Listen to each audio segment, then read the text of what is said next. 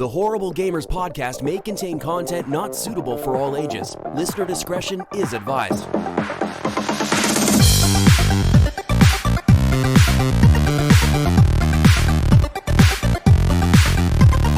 Welcome, ladies and gentlemen, to Horrible Gamers podcast, show number 354, being recorded on May the 23rd, 2021. And one of your hosts is also Nurses Walks Out today. I'm joined by my friend from the West Coast, the best coast, GunnyChief.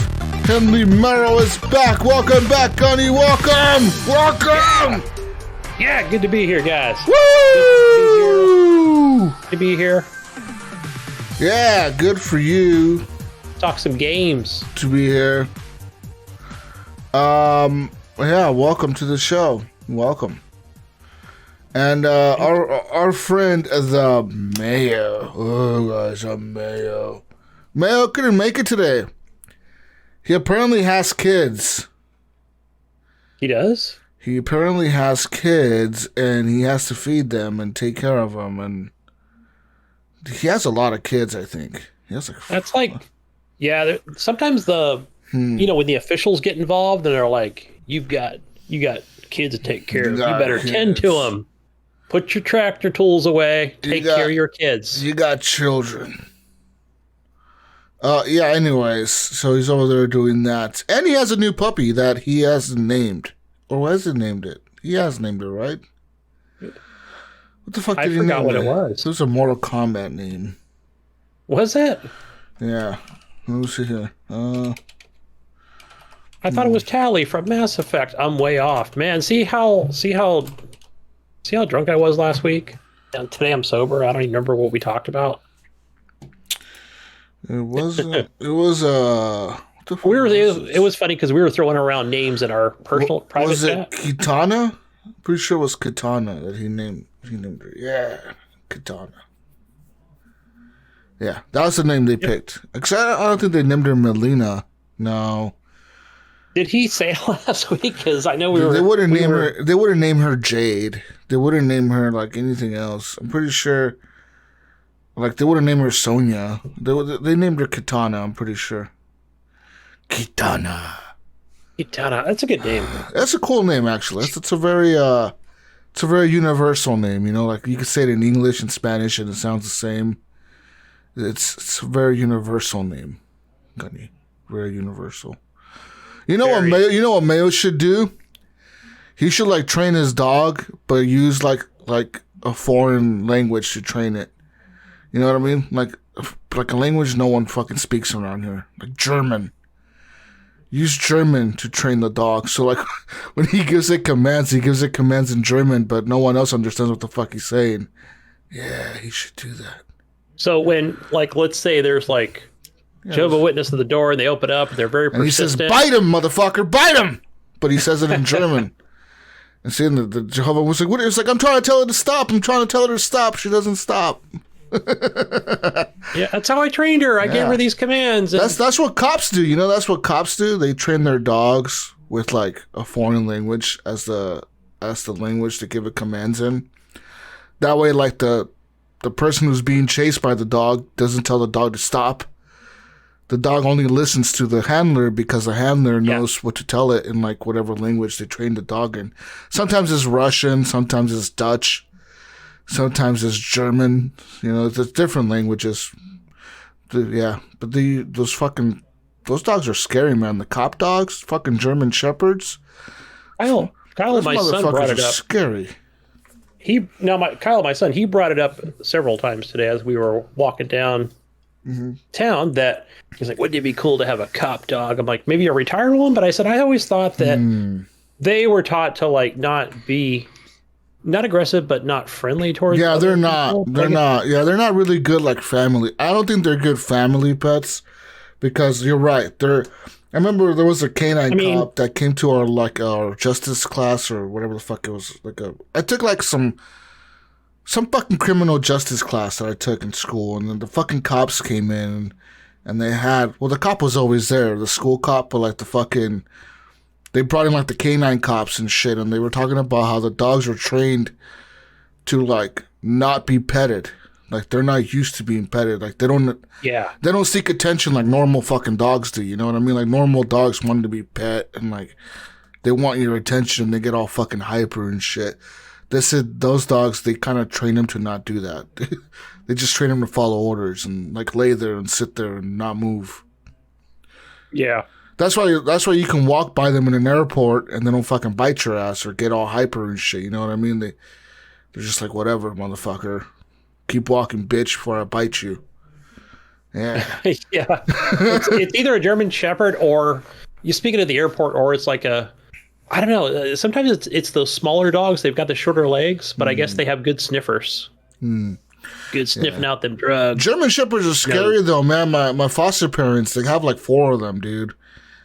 And I don't trust those motherfuckers. They're fucking, like, they have to keep them, they're so violent, they have to keep them separated from each other because they attack each other.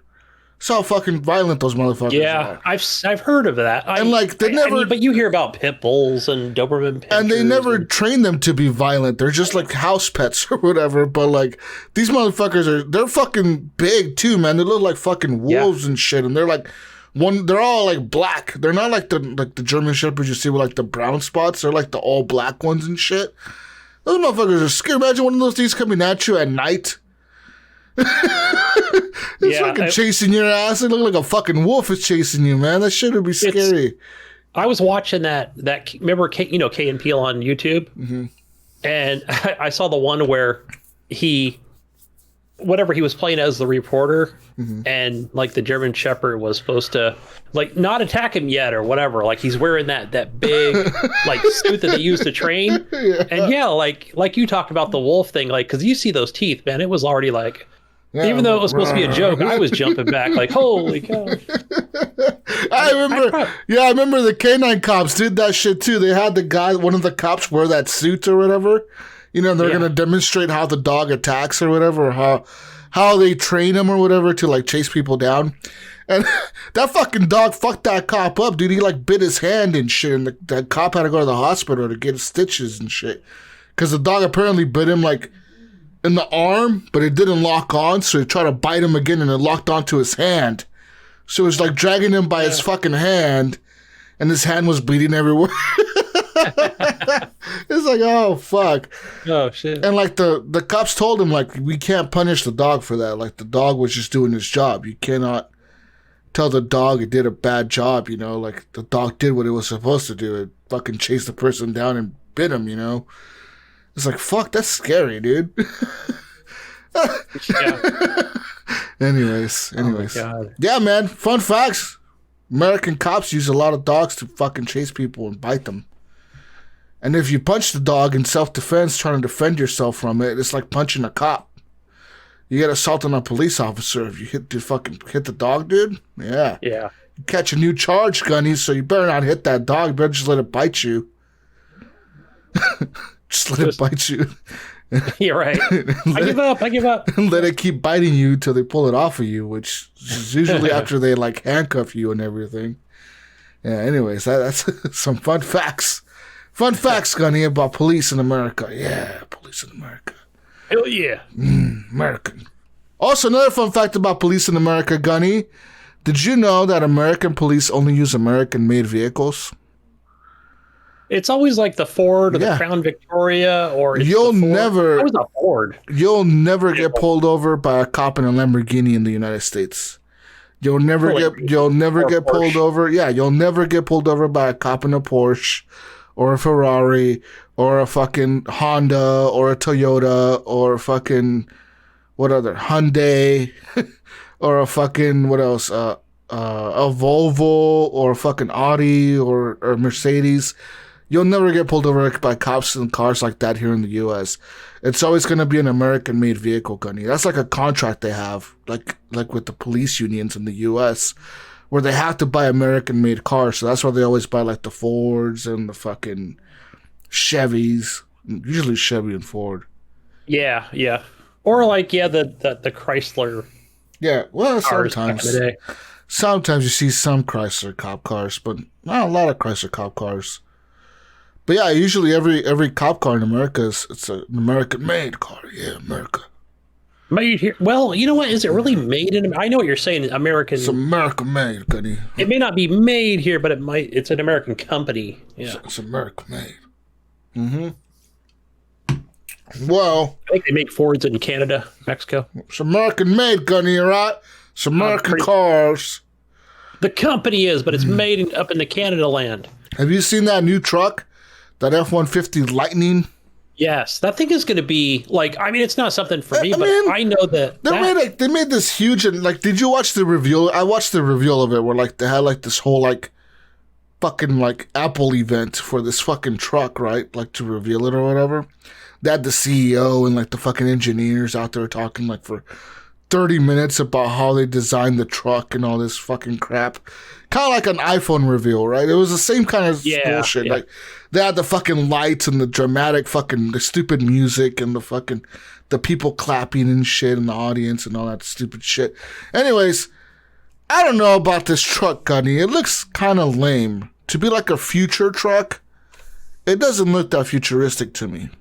I think. Okay, so this is my theory on this because I know I saw that the reveal was coming up, and I watch those videos like on YouTube a lot, and I think that they're trying to keep it looking, something more traditional, like the way that the 2019 or 2020 is. Yeah. But I think eventually it will change. I mean, it just kind of looks like a little bit more square in the front. They got that LED light that goes all the way around the grill, and that's really the big difference. I mean, everything else kind of looks the same. I think it's just small changes for now is what it is. And then eventually they'll, just like with that Mach-E or whatever, which I haven't seen any on the road. I guess they've added like a tablet in the middle of the fucking truck like they do with all electric cars. They all pretty much copied Tesla, right? Where they got that big ass... That big ass tablet. iPad is what I call it. Yeah. Yeah, the fucking iPad that's going to make you crash your car. When you're trying to use it because you can't feel for the buttons. So you got to look over at the screen and fucking turn up the volume while you're Speaking of that, me and my son were walking downtown. We were walking back and he was talking about, did you hear that Audi or something like that? This Audi, it's an all electric. I said, it sounded like a fucking Jetsons car coming by.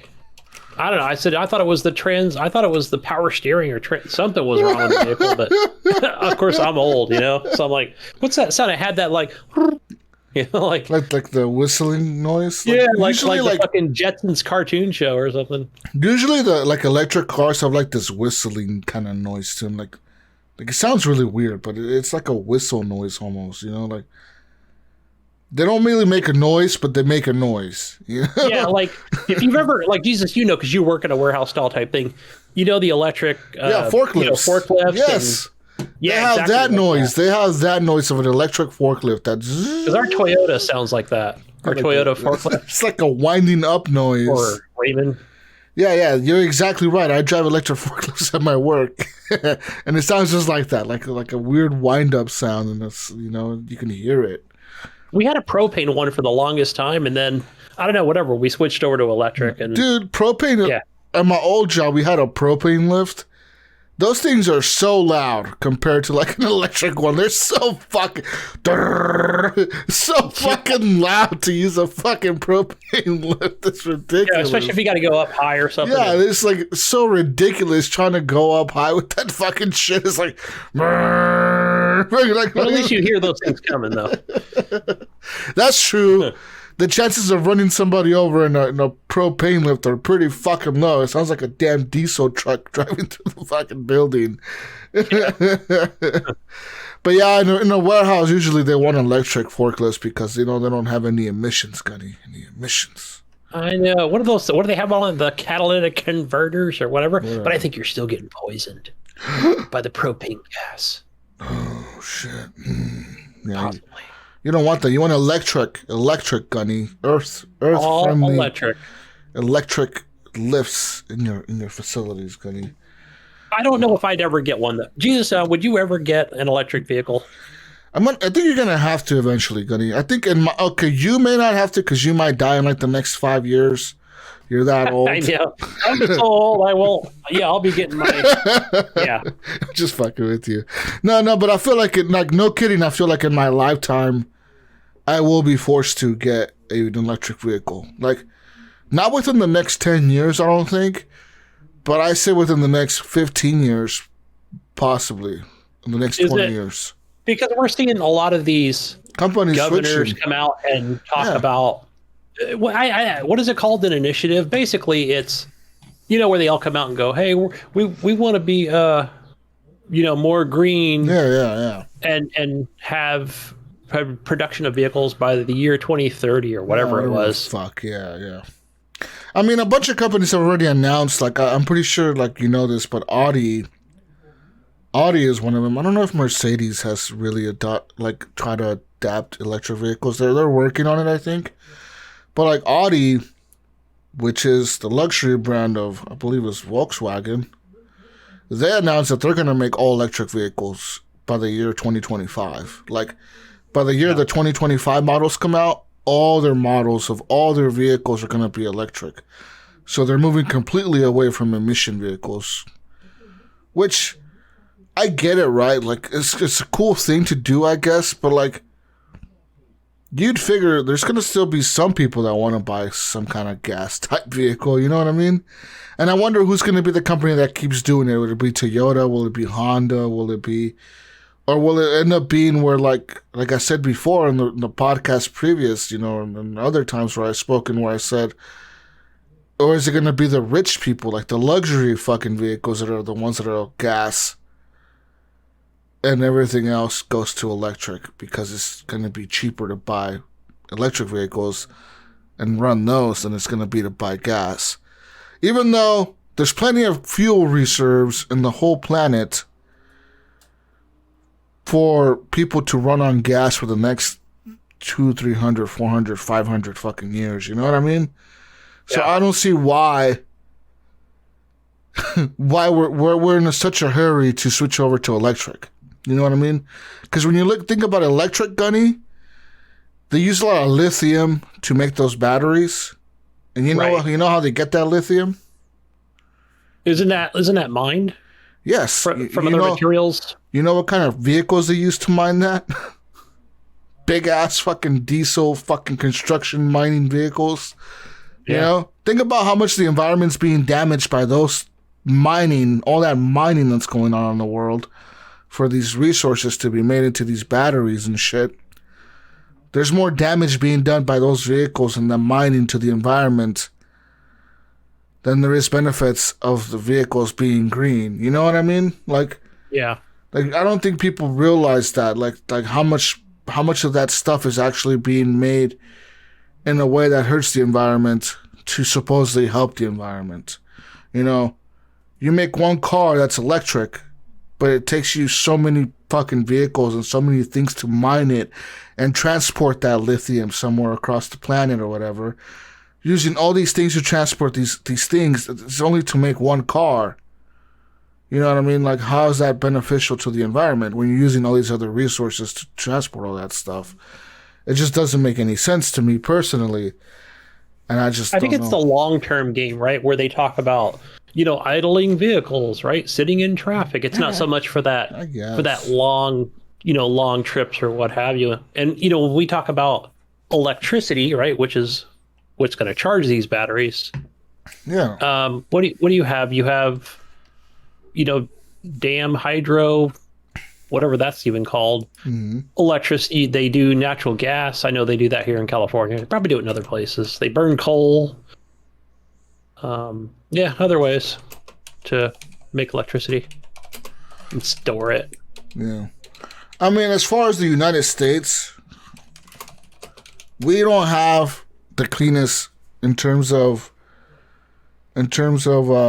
like electricity. We don't have the cleanest electricity in the world. We pretty much have some of the worst electricity produced in the world. Like, most of our energy in the United States, Gunny, including yours, motherfucker, you, with your stupid green California fucking shit. All right? Yeah. Most of it is made with coal power. So we're burning coal to make that energy. Some of it, which is like a very, very small amount, is made with the hydropower, with like dams and shit. That's a very small amount of energy being made with those. But the cleanest energy that we can make is nuclear energy. Now, you may be thinking, that's full of shit. Whoa, Jesus. wait. It's going to be solar, bud. You better watch your mouth on that one. Solar. No, because solar doesn't make as much energy as the nuclear would make. It would take much more solar power to make the same amount of energy as one like nuclear fucking reactor can make. You know what I mean? Are those? Do we even have those in America? We have very few of them. Yeah.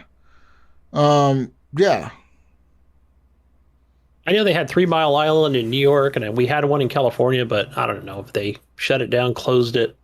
What the fuck happened to it?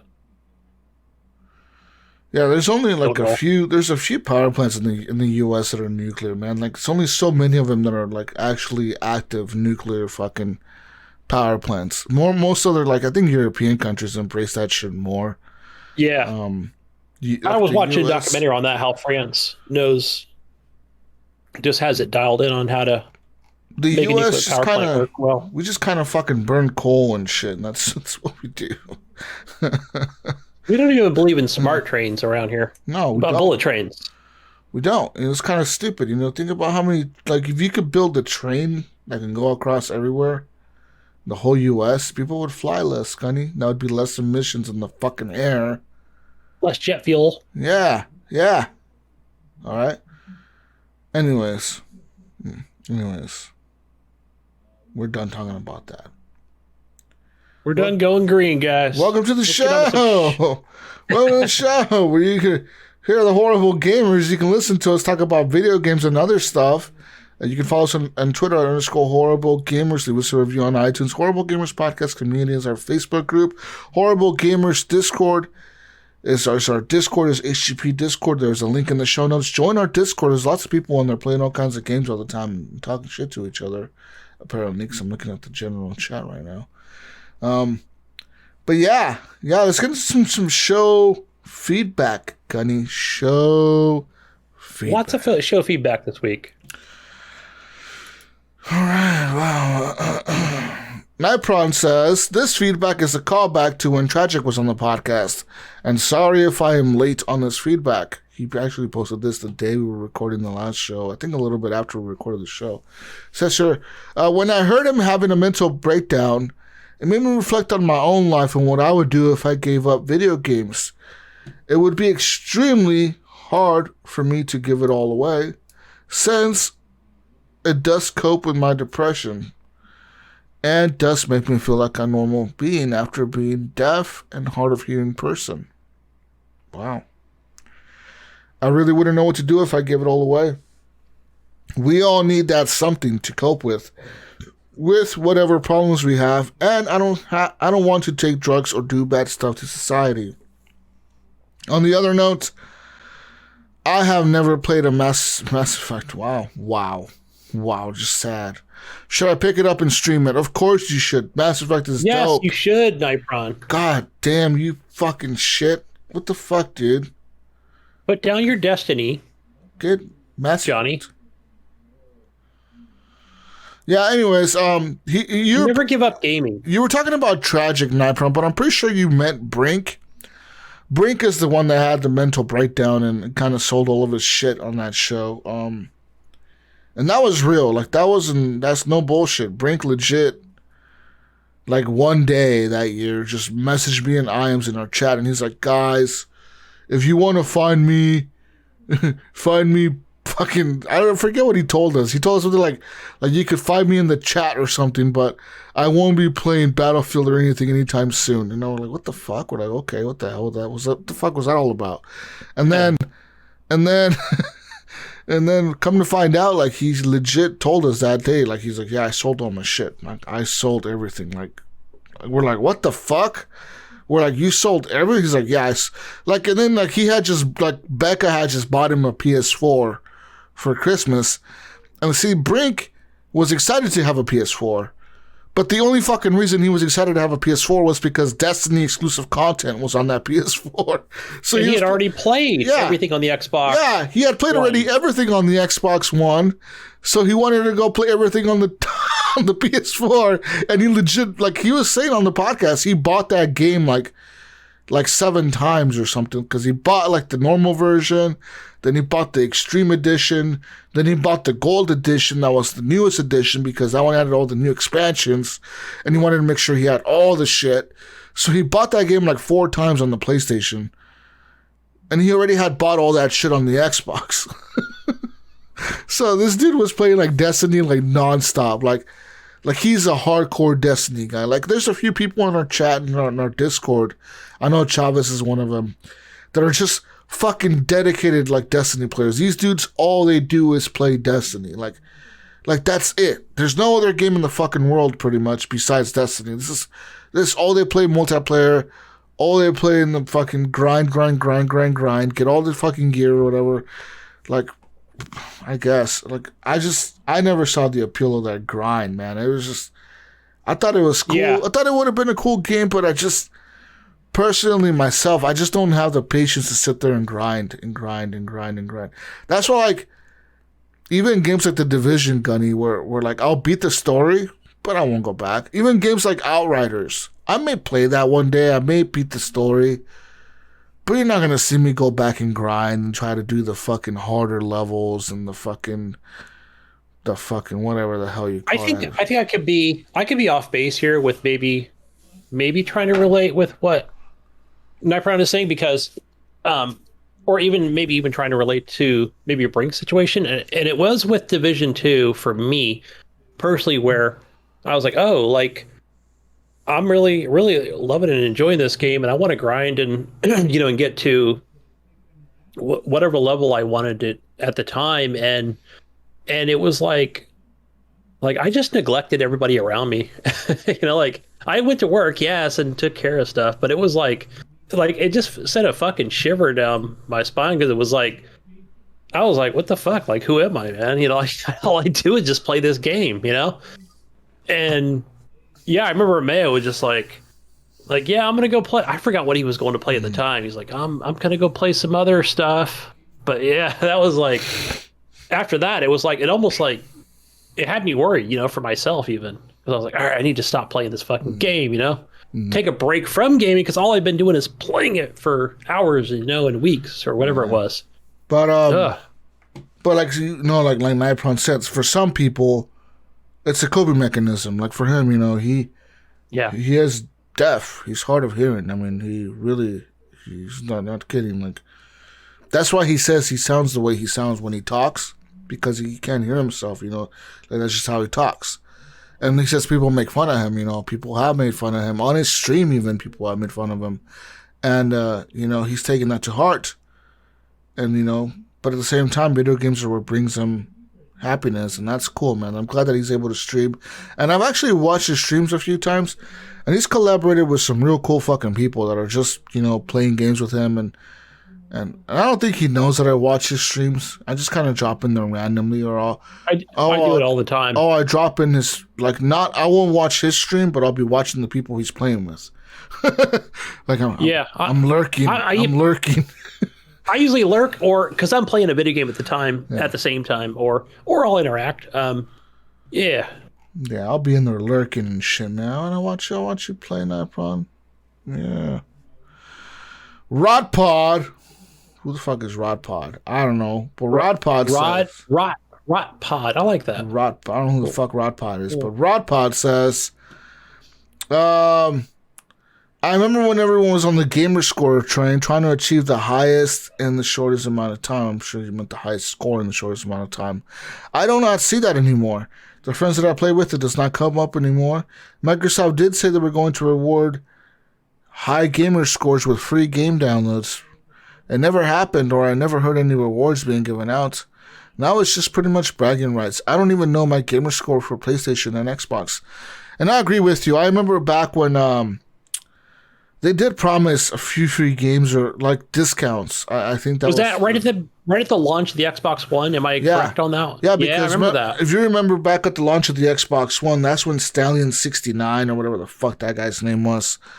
He got like the million gamer score. Remember there was like a huge thing between him and like 2 other people that were like really close to a million gamer score.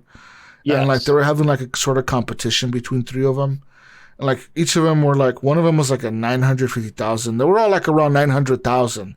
And Microsoft told them, like, whoever reaches 1 million first will get a special thing from us.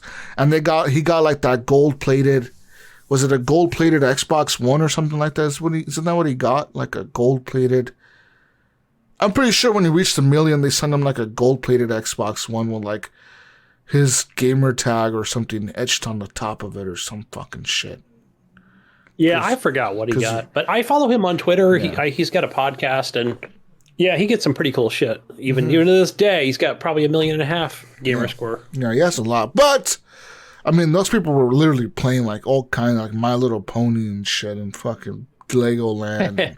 They're literally Mermaid playing game. everything. The mermaid game is where it's at, man. I'm talking everything, Gunny. They were legit playing everything just to get that 1 million gamer score. That's a lot of shit. But I remember Microsoft at the time also promised other people that were above, like, it was like something where like if you were above 50,000, you got so much, like so many games, arcade games, and then if you were above 100,000, you got so many more. If you were above 250,000, you got so many more. All that. Yeah, so there's, I think that nothing ever panned out on that, but they do have like, the daily challenges, weekly challenges, you can currently get on Xbox, and they are slowly moving some of that stuff over to the Xbox app as well. Because I know that it was Bill Gardner that put in that he got the 10,000 gamer score challenge. And so basically, like you can go in there and just activate it, and you'll however many points you accumulate at the end of the month. I usually do, like, because I bought Mass Effect or whatever, I try to get to the 10,000 every month, so it gives me a $10 gift card that I can use towards the purchase of whatever it might be. In the you're store. trying to get 10,000 gamer score? Yeah, I don't know how long that challenge lasts. What? Is it a month or 3 months? Or usually they're like, it's whatever it is in like, the 30 days or the whole month. You know what I mean? Like, go do those Bing searches. Go do this. How the fuck do you get 10,000 gamer score in a month? When that would be beating 10 games completely and doing all the challenges. Yeah, well, you got Game Pass nowadays. That's the thing, Fucking right? Nerds, you damn nerds. I'm just, You've got Game Pass. Like, you don't have to purchase those games. People. You fucking you people, man. Oh, how sickening. Vaderholic says, as someone who has depression and anxiety myself, I agree it would be hard to give gaming up. It's a great escape. It takes me out of the real world and makes me relax and forget about real life. Yeah. I'm with you. I'm with you there, Better, for sure, on that one. Vaderholic. Definitely takes me out of it, man. And, and even being on the podcast and gaming and it takes that Normie a lot of that anxiety away. Says, I remember when I didn't care about gamer scores, but after my best friend's husband kept asking where I was at with that, it brought out a competitive side of me. Although I've been experiencing a drought due to not enough time, I'm very proud of my 40,000 gamer points. Nice. I think I'm at 88. I don't know. Jesus, when will I ever get to 100? Maybe a year from now? What, my 100,000? Never. I'm going to get to my 100,000 before I die. That's my goal. I'm on my bucket list. I'm at 60-something thousand, I think. Yeah, I'm at 60-something. Is it 60? You better get on all those Xbox games, pal. Get off that Steam machine, that PlayStation. Where the fuck am I at? Am I at 60,000? I need to check, Gunny. I want to check. It's funny. Now. No, but talking about Rot Pod, he brought it up earlier, but he was talking about the things we don't talk about anymore, and it's like we don't talk about much gamer score anymore, nor do we talk about the actual console itself anymore. Everything's like this. The Xbox app, it's PC, it's a console, it's cloud. So much has changed. I cannot even see my gamer score. Like, this thing just brought me to the Game Pass Cloud sign-in thing. My profile? Yeah. I'm trying to look. It doesn't. I went to Xbox.com and I fucking I logged into my profile and all it did was launch into the Xbox Cloud gaming beta. Whatever. Fuck you, Xbox. Darren Hilton says, Jesus, how dare you say achievements are bullshit? When I heard that, he almost drove his semi-truck all the way up to Oregon. I don't know where he lives. God damn. It must be somewhere in the South. But really, though, 5 hours long plus the 90-minute interview on whatever it was great. He loves the old school intro song and broke for free at the end. Yeah, me too, especially on those songs. I'm pretty sure, Jesus, I was on the podcast at that time with the interview with the Mass Effect people. Oh, but I think that was a you and Brink thing, or you and Iams. Yeah. Maybe it was before my time. I'm pretty sure it was. Me and Was it Ryan? No, it was. Fuck. It was Iams. Okay, yeah, because Iams gets the hookups on those people. Those people that are in the know, the gaming industry. Let's see if I can find my or voice acting profile. Anyways, well, moving on here, I guess. Oh yeah, my gamer score is 72,820. God damn, I thought I had 60,000. You've been moving up. You've been playing. You must be playing that Halo Master Chief Collection. Something, I don't know. Anyways, what was I at? Brandon, the Canadian, he was just talking about how he doesn't care about gamer scores, and there's nothing more there. I still don't. He still doesn't care about gamer scores or trophies. Well, fucking Canadians, fucking goddamn Canadians. He doesn't give a fuck. They don't care about nothing, dude. Canada, all they care about is maple syrup, and that's it. Hockey? No, just they do care about hockey. Just maple syrup. No, not even hockey. They don't even care about hockey. They just care about maple syrup and like, hey, look at us. We got Timmy's, eh? Oh, sorry, eh? We got some Timmy's, and that's all they care about. Fucking Timmy's and fucking maple syrup. Important. My son Googled it the other day. They don't have any California locations, but I think he said there was 150 in the U.S. Tim Hortons? They probably have. That's what he said. So I'm thinking maybe I got to go to Michigan or upstate New York or somewhere. Yeah, you probably have to. You probably have to go to like somewhere where like where the Canadians go? Where the Canadians go? One of these days I'll get up to BC. Stop in, see you, Jesus, and then go to BC. Yeah, okay. It says here that there's 653 Tim Horton locations in the U.S.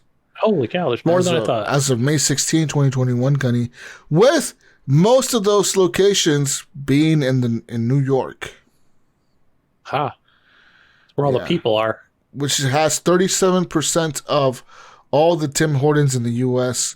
There's 242 locations inside New York. The rest are in Michigan, Gunny. Michigan with 218 locations. And Mayo has the rest of the Tim Hortons, with Ohio having 140. Whoa there, Tim Hortons. Oh, hey.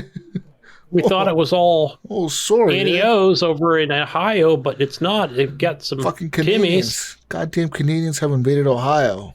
What the fuck, Mayo? Get rid of them, huh? Yeah, get rid of them.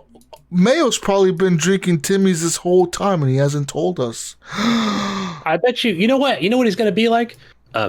Jesus, there's one at my apartment complex. Oh yeah. We have it downstairs. My butler's going to go get my coffee. We have a choice between Starbucks and Timmy's. It's all the car wash. It's all about Dutch Bros, bro. Dutch Bros. We've got 2 in my area. Yeah, it seems to be spreading around the West Coast. Dutch Bros seems to be spreading. What else is pretty popular around here? Human Bean is pretty popular. Black Rock is pretty popular. Those are like other franchise type of like little stands that people put up around here. And then there's like Oregon has so many like personally owned private like coffee stands. We've got those. There's we've got a couple so many. Like it's not a couple, Gunny. In my town, okay, just in my little 20,000 person town that I live in, there's at least how many coffee shops and places around this fucking... There's probably the hippie ones as well. 1, 2, 3, 4, 5, 6.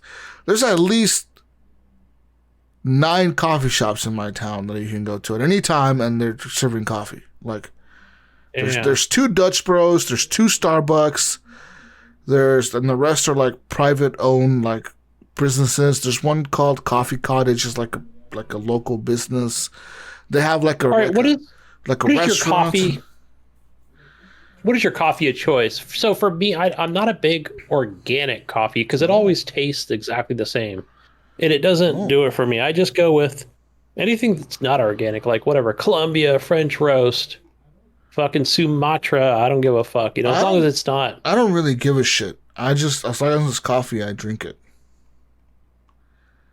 And that's pretty much it. Or maybe I just haven't found any organic coffee that tastes good. I don't really care. As long as it's coffee, I drink it. Like some people. Well, it's got caffeine. I only like French roasted coffee. No, I don't give a fuck, dude. As long as it's coffee, it's good. It's cool. Like get you a big old bucket of Folgers shoes. Yeah. I know some people are loyal to like Starbucks and shit. Or some people are loyal to Dutch Bros and like, like whatever. I go to all of them. I legit can go to any stand and just like give me the sweet shit with like coffee in it, and I'm good. I don't know, man.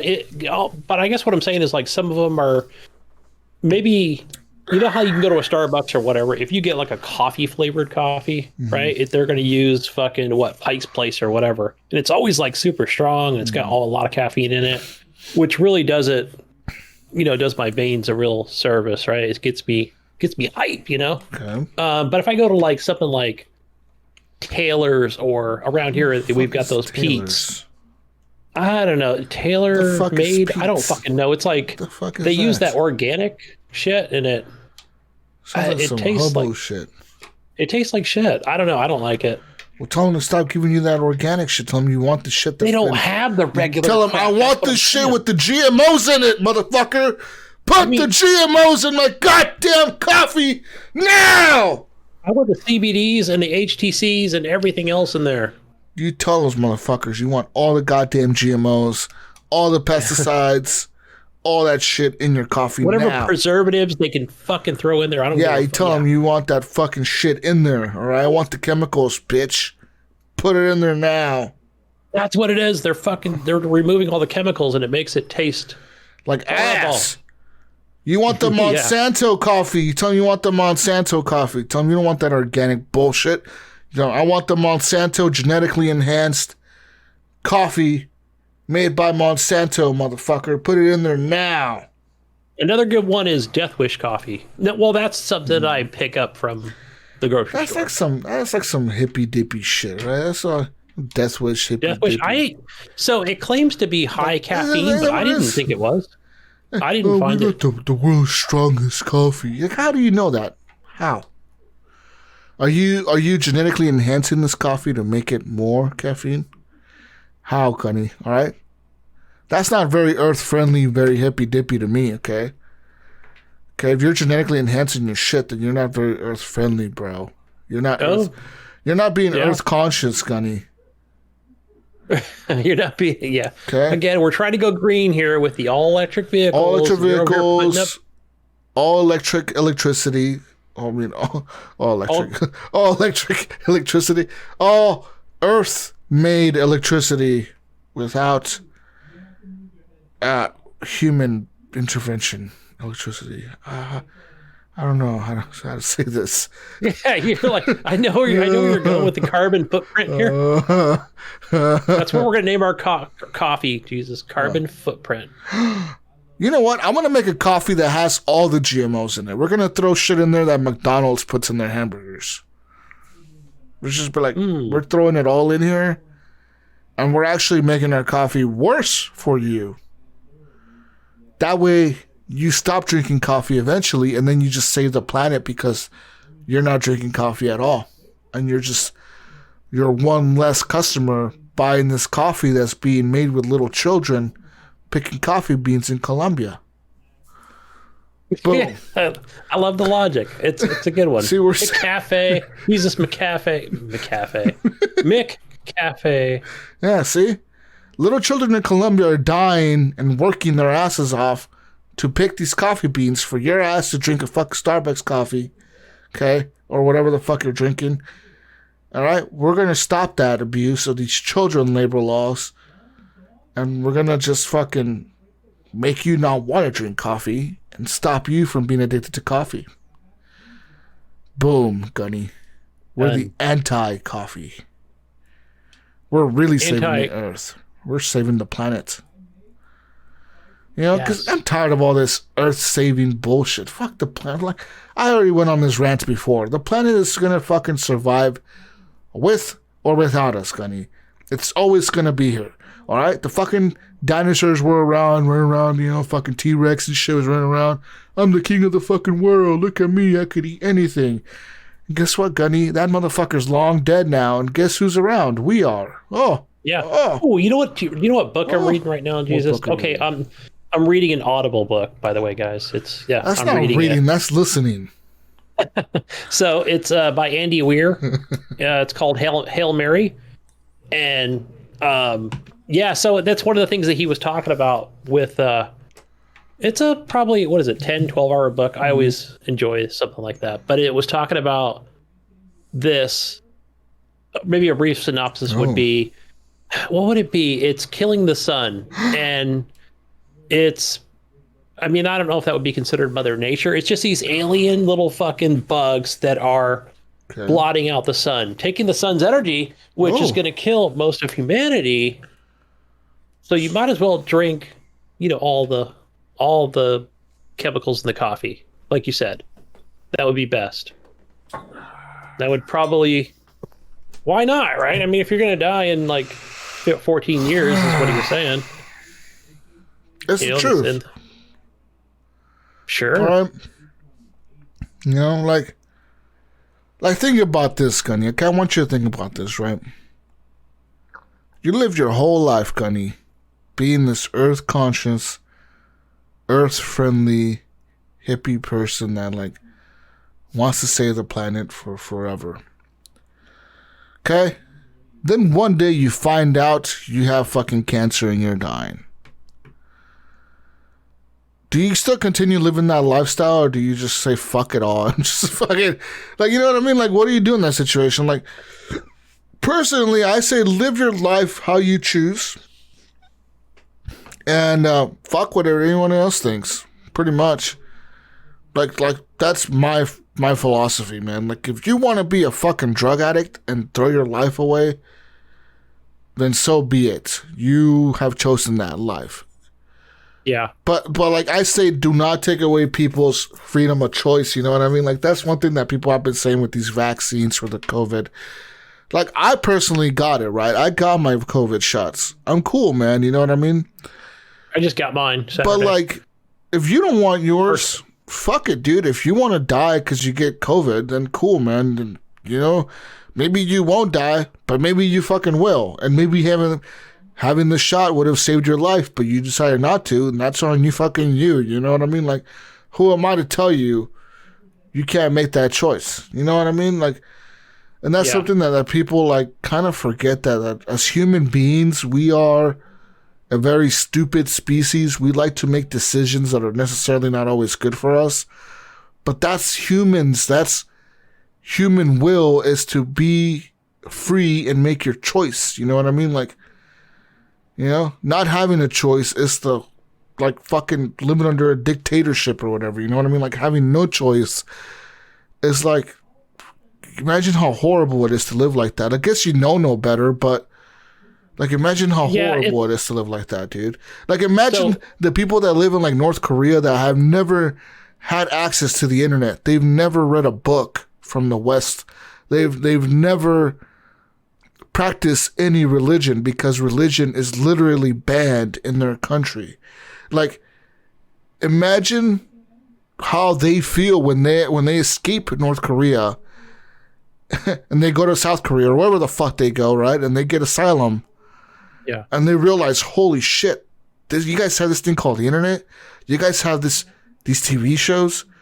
You guys know what it's like inside North Korea and you guys don't help us? Like, can you imagine how it is like as an emotional roller coaster for a person that's lived their life without anything like that, dude, without any religion, any television, or like the only fucking TV you see is some state-sponsored bullshit talking about how great your fucking leader is, even though you know your mom is literally dying because she can't get medicine, or your fucking family is starving. You know what I mean? You can't feed your fucking kids because all you got this week was a fucking one bag of rice and a bowl of beans. You know what I mean? To feed your fucking family. And you're like, fuck. Ration, yeah. Yeah, you know what I mean? Communist. Like, yeah, exactly. So, like, that's, you know, like, that's why I'm a believer in, like, free will and all that bullshit. Like, do what you want, man. I don't give a fuck. Do what you want. You know, like, yeah, it may not be the benefit of the world for you to do this decision, but you made that decision. Now you reap the consequences. You know what I mean? There is a consequence for every choice we make.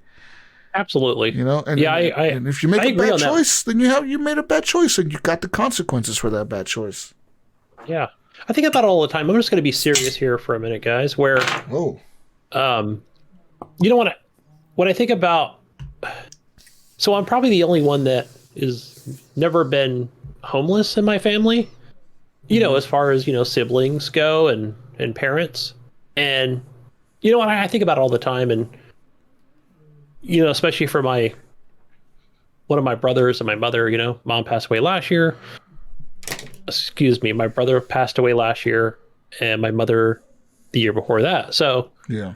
And I think, you know, I just think about whatever, you know, the choices that they made or, and, you know, the consequences they live with and, you know, how, if they made them differently and if they'd still be alive, you know, when it comes to things like, you know, nicotine and or drugs and, you know, and seeing my other brother who currently, you know, just been, you know, all living on the streets and homeless for many years and in and out of jails and prisons. And it makes me think a lot about, you know, things like, you know, the laws in government and how even recently with like, I think it was like even a national thing, they were talking about taking away flavored, what was it, cigars, yeah. They're banning menthol cigarettes now, Gunny. Like, that's like what it is. Newports and menthol. Shit. Oh, that shit's going to be banned now.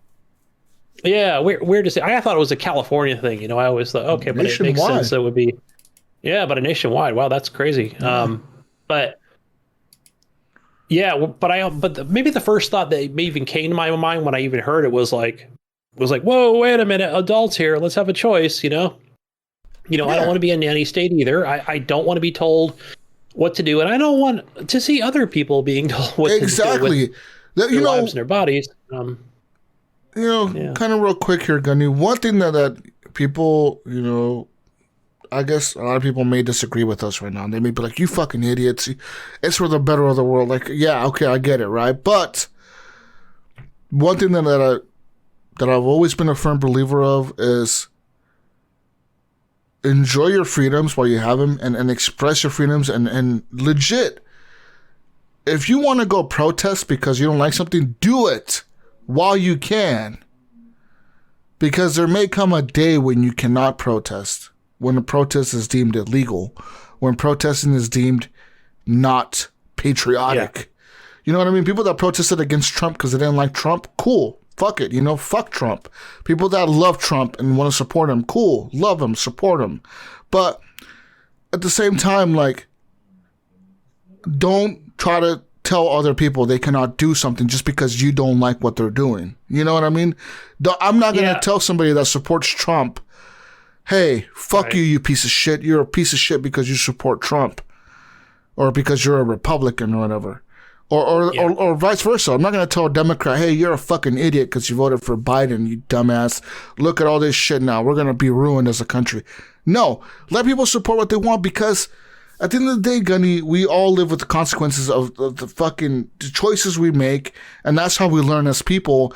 But, like, one thing that I've noticed is, like, you start taking away somebody's rights and freedoms and whatever, you know, like, take away one right, then you give excuse to take away the next one, right? You know, like, yeah, you know what I mean? We take away. Well, this situation came up recently too with, and I've seen it happen time and time again, but not very often, where you can go to like a Walmart, Target, whatever it might be, and you see those people out there. Some of them are just straight up scams, but others are like, hey, can you sign this thing talking about the menthol cigarette thing and how we shouldn't, you know, be banning them for people over 21 or whatever it might be, right? And I always think, and I was like, and I thought about it right now. I was like, oh, no, thanks, right? But I thought, because I neither support it or oppose it.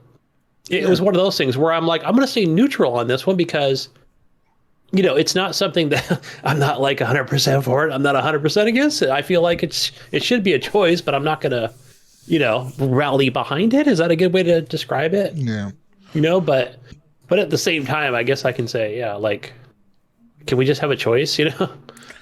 That's the thing, Gunny. People, when you're taking away you don't have any more options. You're taking away the options. When you're forcing people to do something because you don't want them to do it, guess what? They're gonna find a way to do that behind your back. It's like telling a little kid, Gunny. It's like right now, Gunny, you telling your son, you cannot play video games anymore, at all. I ban you from playing video games. Okay, you're done. You cannot play video games at all. You have you know, whatever. You cannot play them. Guess what? Your son's gonna find a way to fucking play them, whether you know it or not. Whether when you're at work or something, he's gonna find a way to fucking play that shit. You know what I mean? But you know, like, it's like telling a little kid you cannot eat candy. Like, look at this candy bar. Look at this candy bar on this table. You cannot have that candy bar ever. Like, don't ever touch it. Don't ever eat it. No, we're all, you know, the kid's gonna figure out a fucking way to get out of that candy bar and eat it. You know what I mean? Same thing with menthol cigarettes. People that are addicted or have been smoking cigarettes are gonna find a way to get menthol cigarettes, you know? And you know what that just means, Gunny? That just means they're gonna be imported illegally by the cartels, by fucking Canadians, by people from China, from everywhere around the world. It's going to come from anywhere, you know? It's going to happen, dude. It's going to be a little more expensive, but people that smoke them are going to get them still. Or, you know what? And you know what? At the end of this, that's going to help? No one. Like, what did you do there? You banned a cigarette flavor. Most of those people are going to just switch to regular cigarettes. It's not like they can just be like, oh, I'm done. Wow, Gunny, I cannot find any more menthol cigarettes at the store.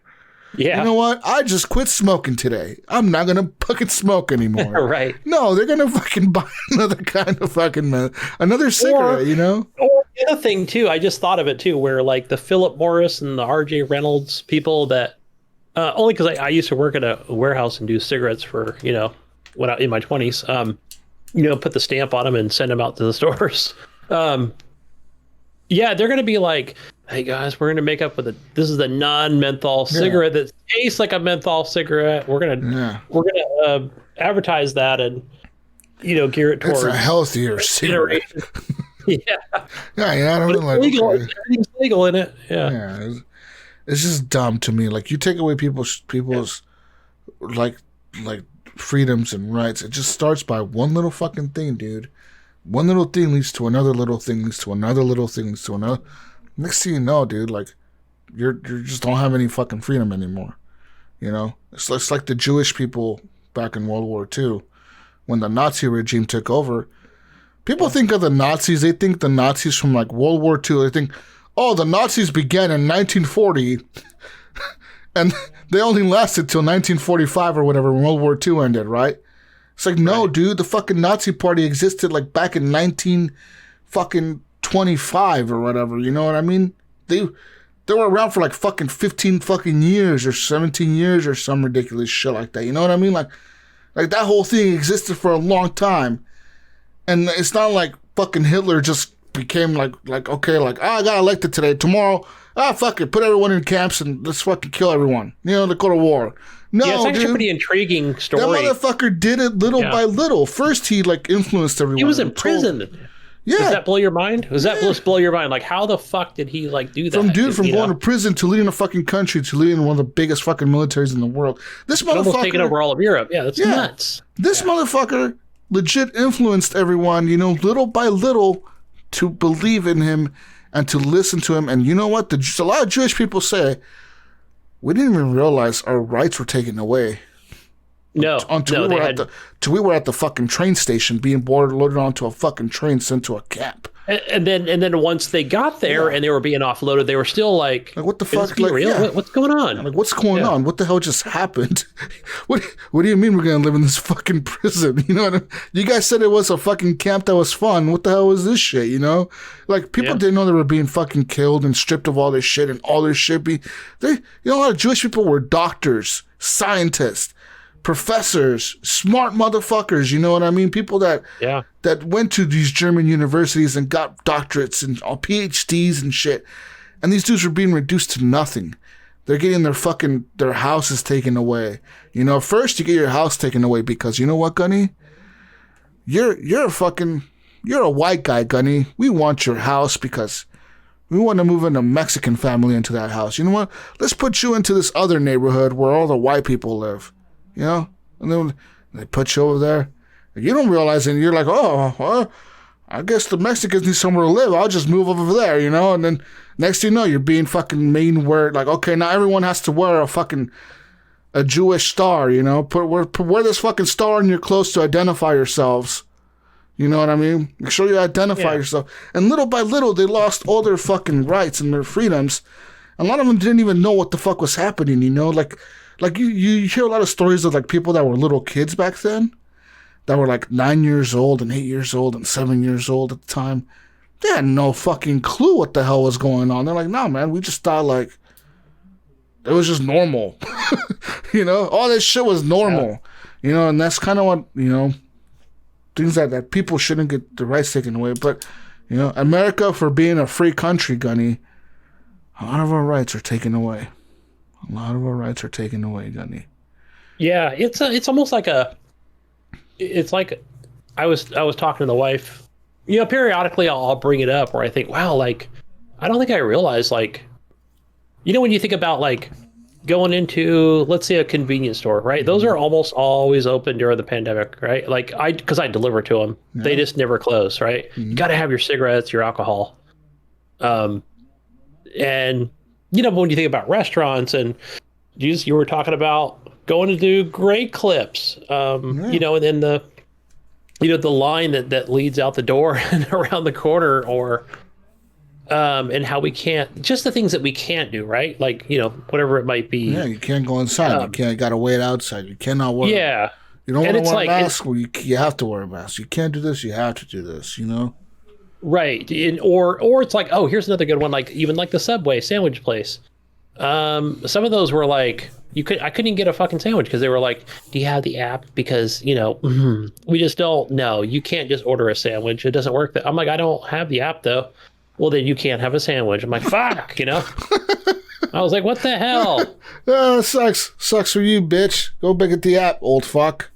Whatever. They changed it like a week later because I went over there because Kyle was like, my son, he's like, oh, you know, I want to get a sandwich. Like, okay, do we need the app? No, you can come inside and, you know, walk on this red line right here, right? Be sure to only walk on the red line and only approach during the times at the sign. I don't know. It's like, but it reminds me of like, hey, whoa, like, I understand it's a pandemic, but I realize that how much control the government has on us. People, yeah, like that's good point there, Gunny. People always talk about their freedoms here in this country. This is one thing that I laugh about.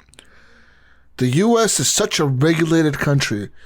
We have freedoms, right? Fundamental freedoms, supposedly, of freedom to life, liberty, and the pursuit of happiness.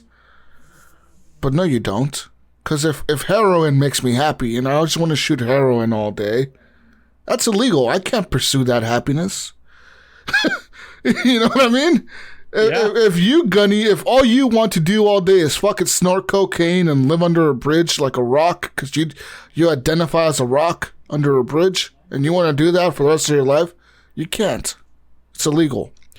First of all, it's illegal for you to snort the cocaine, and second of all, it's illegal for you to live under the bridge because that's the government controls that bridge, right? It's the government's bridge. Yeah, it's the government's bridge. You can't live in the bridge. Rude. Yeah, so it's like, yeah, we don't have the freedoms that people think we do, and like it's funny because I listen to people that like are Americans, you know, and I always go on Reddit and like look at these stories of people that were Americans but they expatriated to like a different country when they retire. You know, they moved to like Belarus or Mexico or Guatemala or wherever the fuck, right? They move to another country to live there when they're retired or whatever because their money obviously goes way further.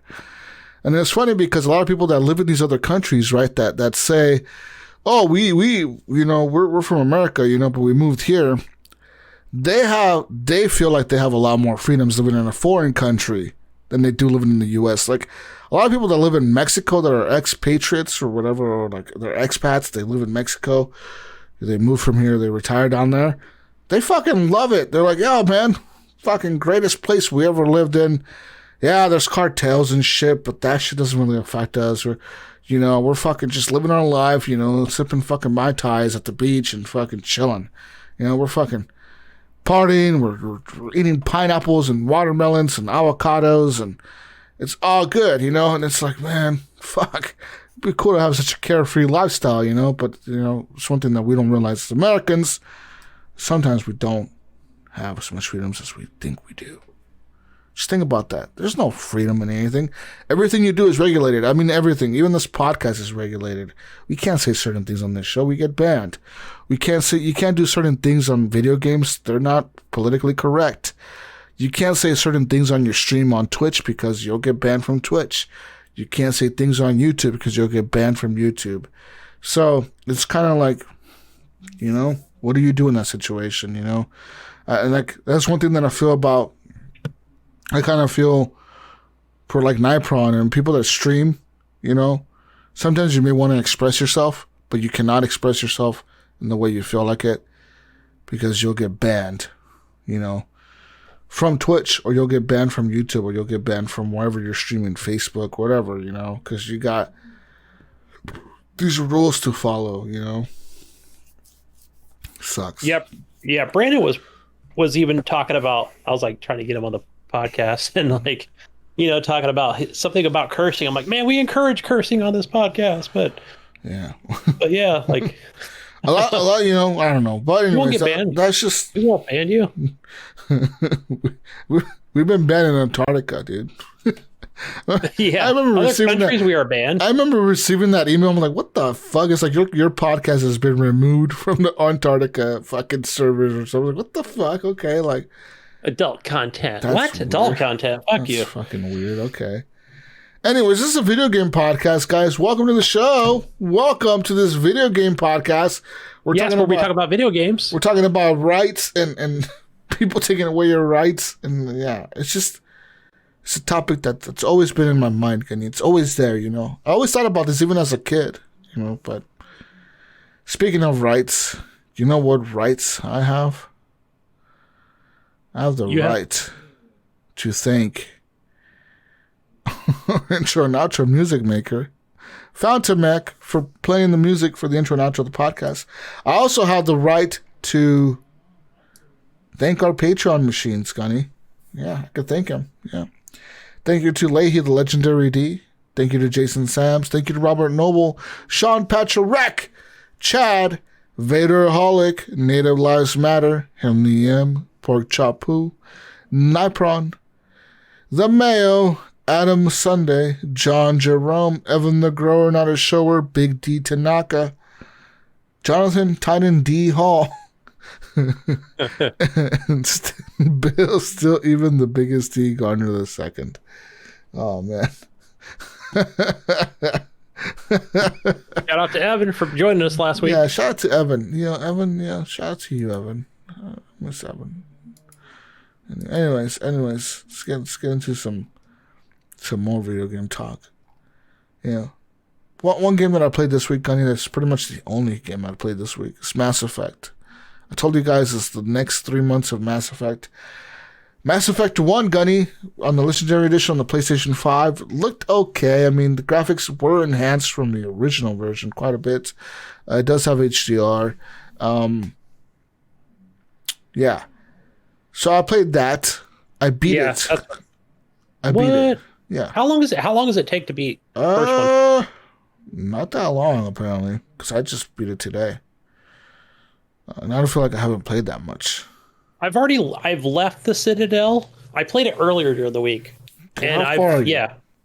No, literally like on the first planet after I left the Citadel. Okay. Well, yeah, it's not that long of a game. And like something happened in my game that didn't happen in the previous game that I played, when I played it before. It's just Rex got killed and I was not expecting that.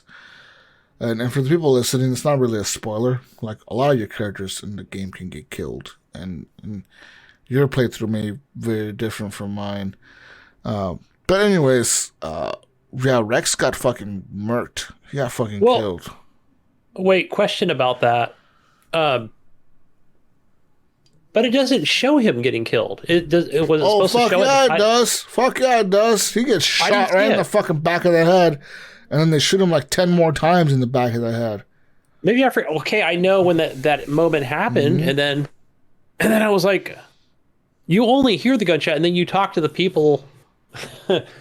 Well, you talk to those people in maintenance or the guy that said, "Oh, I saw it happen" or whatever. But I don't. Maybe they just didn't show it for. Rex gets fucking murked. He got murdered like a motherfucker in front of me. He was standing in front of me when it happened. So. Yeah, oh man, Mass Effect though, dude, I love it. I fucking love I'm in love with Mass Effect. I love the characters, the storytelling. I just started Mass Effect 2 before the show, and I can't wait to get more into Mass Effect 2. I gotta say, dude, the graphic jump from Mass Effect 1 to 2 is fucking huge. Even with the remastered graphics. Mass Effect 2 looks like a current generation game. Like, yeah, you could legit. I haven't seen it yet. If you never played that game, you just play it now, you would think this might be a current gen game. The only thing that might throw you off may be the way the game kind of plays, like the way it kind of all works. But the graphics look like a current generation console title, and that's fucking cool. So you can tell that they made Mass Effect 2 and 3 at the same, well, not at the same time, but pretty much back to back the way it was developed, I'd say, because essentially, yeah, it feels like the same game when I played them even back in the day. Now I haven't played it yet with the Legendary Edition, but yeah, I can't wait to dive into that. And meet the crew again, and Miranda, and everybody. Miranda looking better than ever now. Mm-hmm. Yeah, I'm like, God damn, she's fucking all of them. Who the fuck? Yeah. Who is this chick? Yeah, that's Miranda. That's Miranda, all right. Wasn't she in that show Chuck? Whatever her real name is. I don't fucking know. Was it Chuck she was in? I don't know. Oh, she's hot though. But yeah, anyways, so playing Mass Effect 2 now. Oh man, and I just met Tali and her crew, in that first missions. Mass Effect 2 has a real strong start. Like the way that game opens up with just in that first scene when you're walking through and you see the planet above you and you hear they're fucking breathing through the helmet or whatever, and then you're like walking really slow through space and everything's quiet.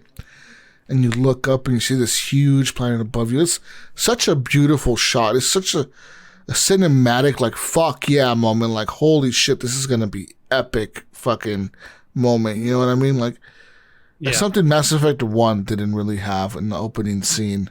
Whereas Mass Effect 2, they just went like, you know what? Fuck it. We're going to make this shit epic, dude. And it was epic. Like, that opening scene was like, what the fuck?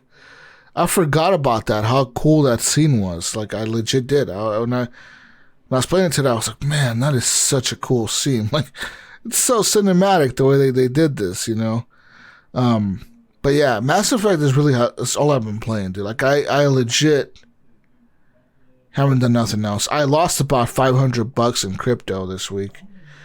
Ouch. It's just pretty much all of it I had mined. So, yeah. I had mined about $500 worth of crypto, and it's all gone. It's all gone. What? Well, the crash happened, Gunny. Unfortunately, this week, or well, last week or whatever. Like I think we had a listener talk about. I think it was. Yeah, it was. It might have been Eric. There was a Jonathan's friend talked about that. There was a crypto crash. It's like right now, like a couple weeks ago. Like, take it back. 3 weeks ago, Gunny, one Bitcoin was worth $77,000 or whatever. Right now, a Bitcoin is worth about $29,000. So if you had one Bitcoin, you would have lost like $40,000 or $30,000 or $40,000 last week. Damn. Yeah. Yeah. It's just gone. Ooh. Legit, just gone. Just disappeared. Just gone. Doesn't exist anymore. Like, goodbye. We're goodbye. Now, this may be a great time to buy. It's not a financial advice for me, but it may be the greatest time to buy because it might go up again, but it also may never go up again.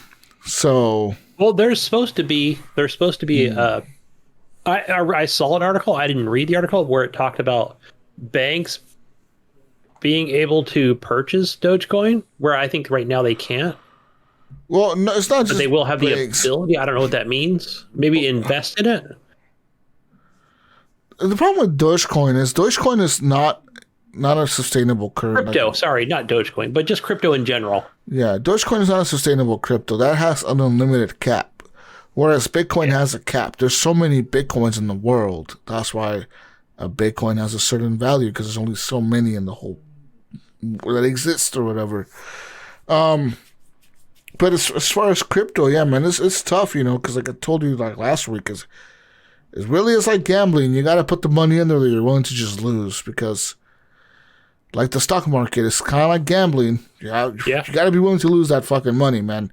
Whether it's $100, whether it's $50, whether it's 1,000, 10,000, 100,000, $1 million you put in there, you got to be willing to say goodbye to that money. Like, it's just going to be gone literally in a day. And it can happen, and a lot of people it happened to in the last week. Like, legit, there's anti-suicide post on Reddit. Yes. For people to not kill themselves because they put all their money into Dogecoin. Because Dogecoin fucking crashed. Like, legit. Dogecoin went to, like...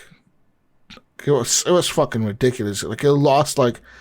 90% of its value, dude. Like, legitimately overnight. Like, well, it was boom. I don't know who it crash. was. It wasn't Elon Musk. It might have been Elon Musk, but this was what, like a month and a half ago, or maybe even a month ago.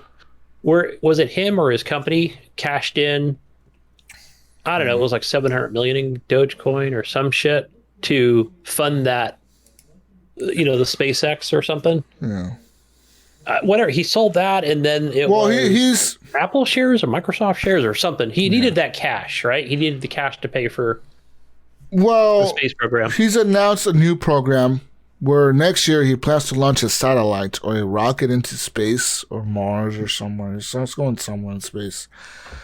But it's going to be funded by people paying for it with Dogecoin. So you can legit go to a website, donate or give some of your Dogecoin to him so he can build this rocket that he's going to send to space.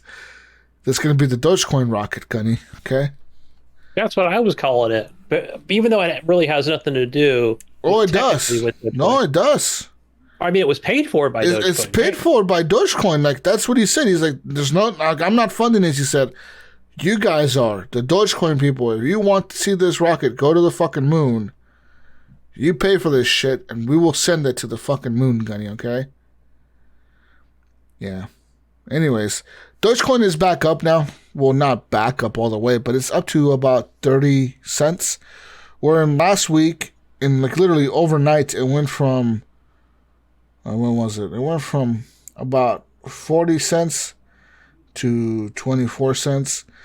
And that's to keep in mind, Gunny, like 4 weeks ago, Dogecoin was up to like 90 cents almost, dude. So imagine if you were riding that high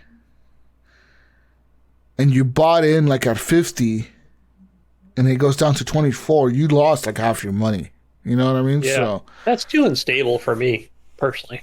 Some people, yeah. And like right now, Bitcoin is up to 35,000, which is still down 6% from yesterday.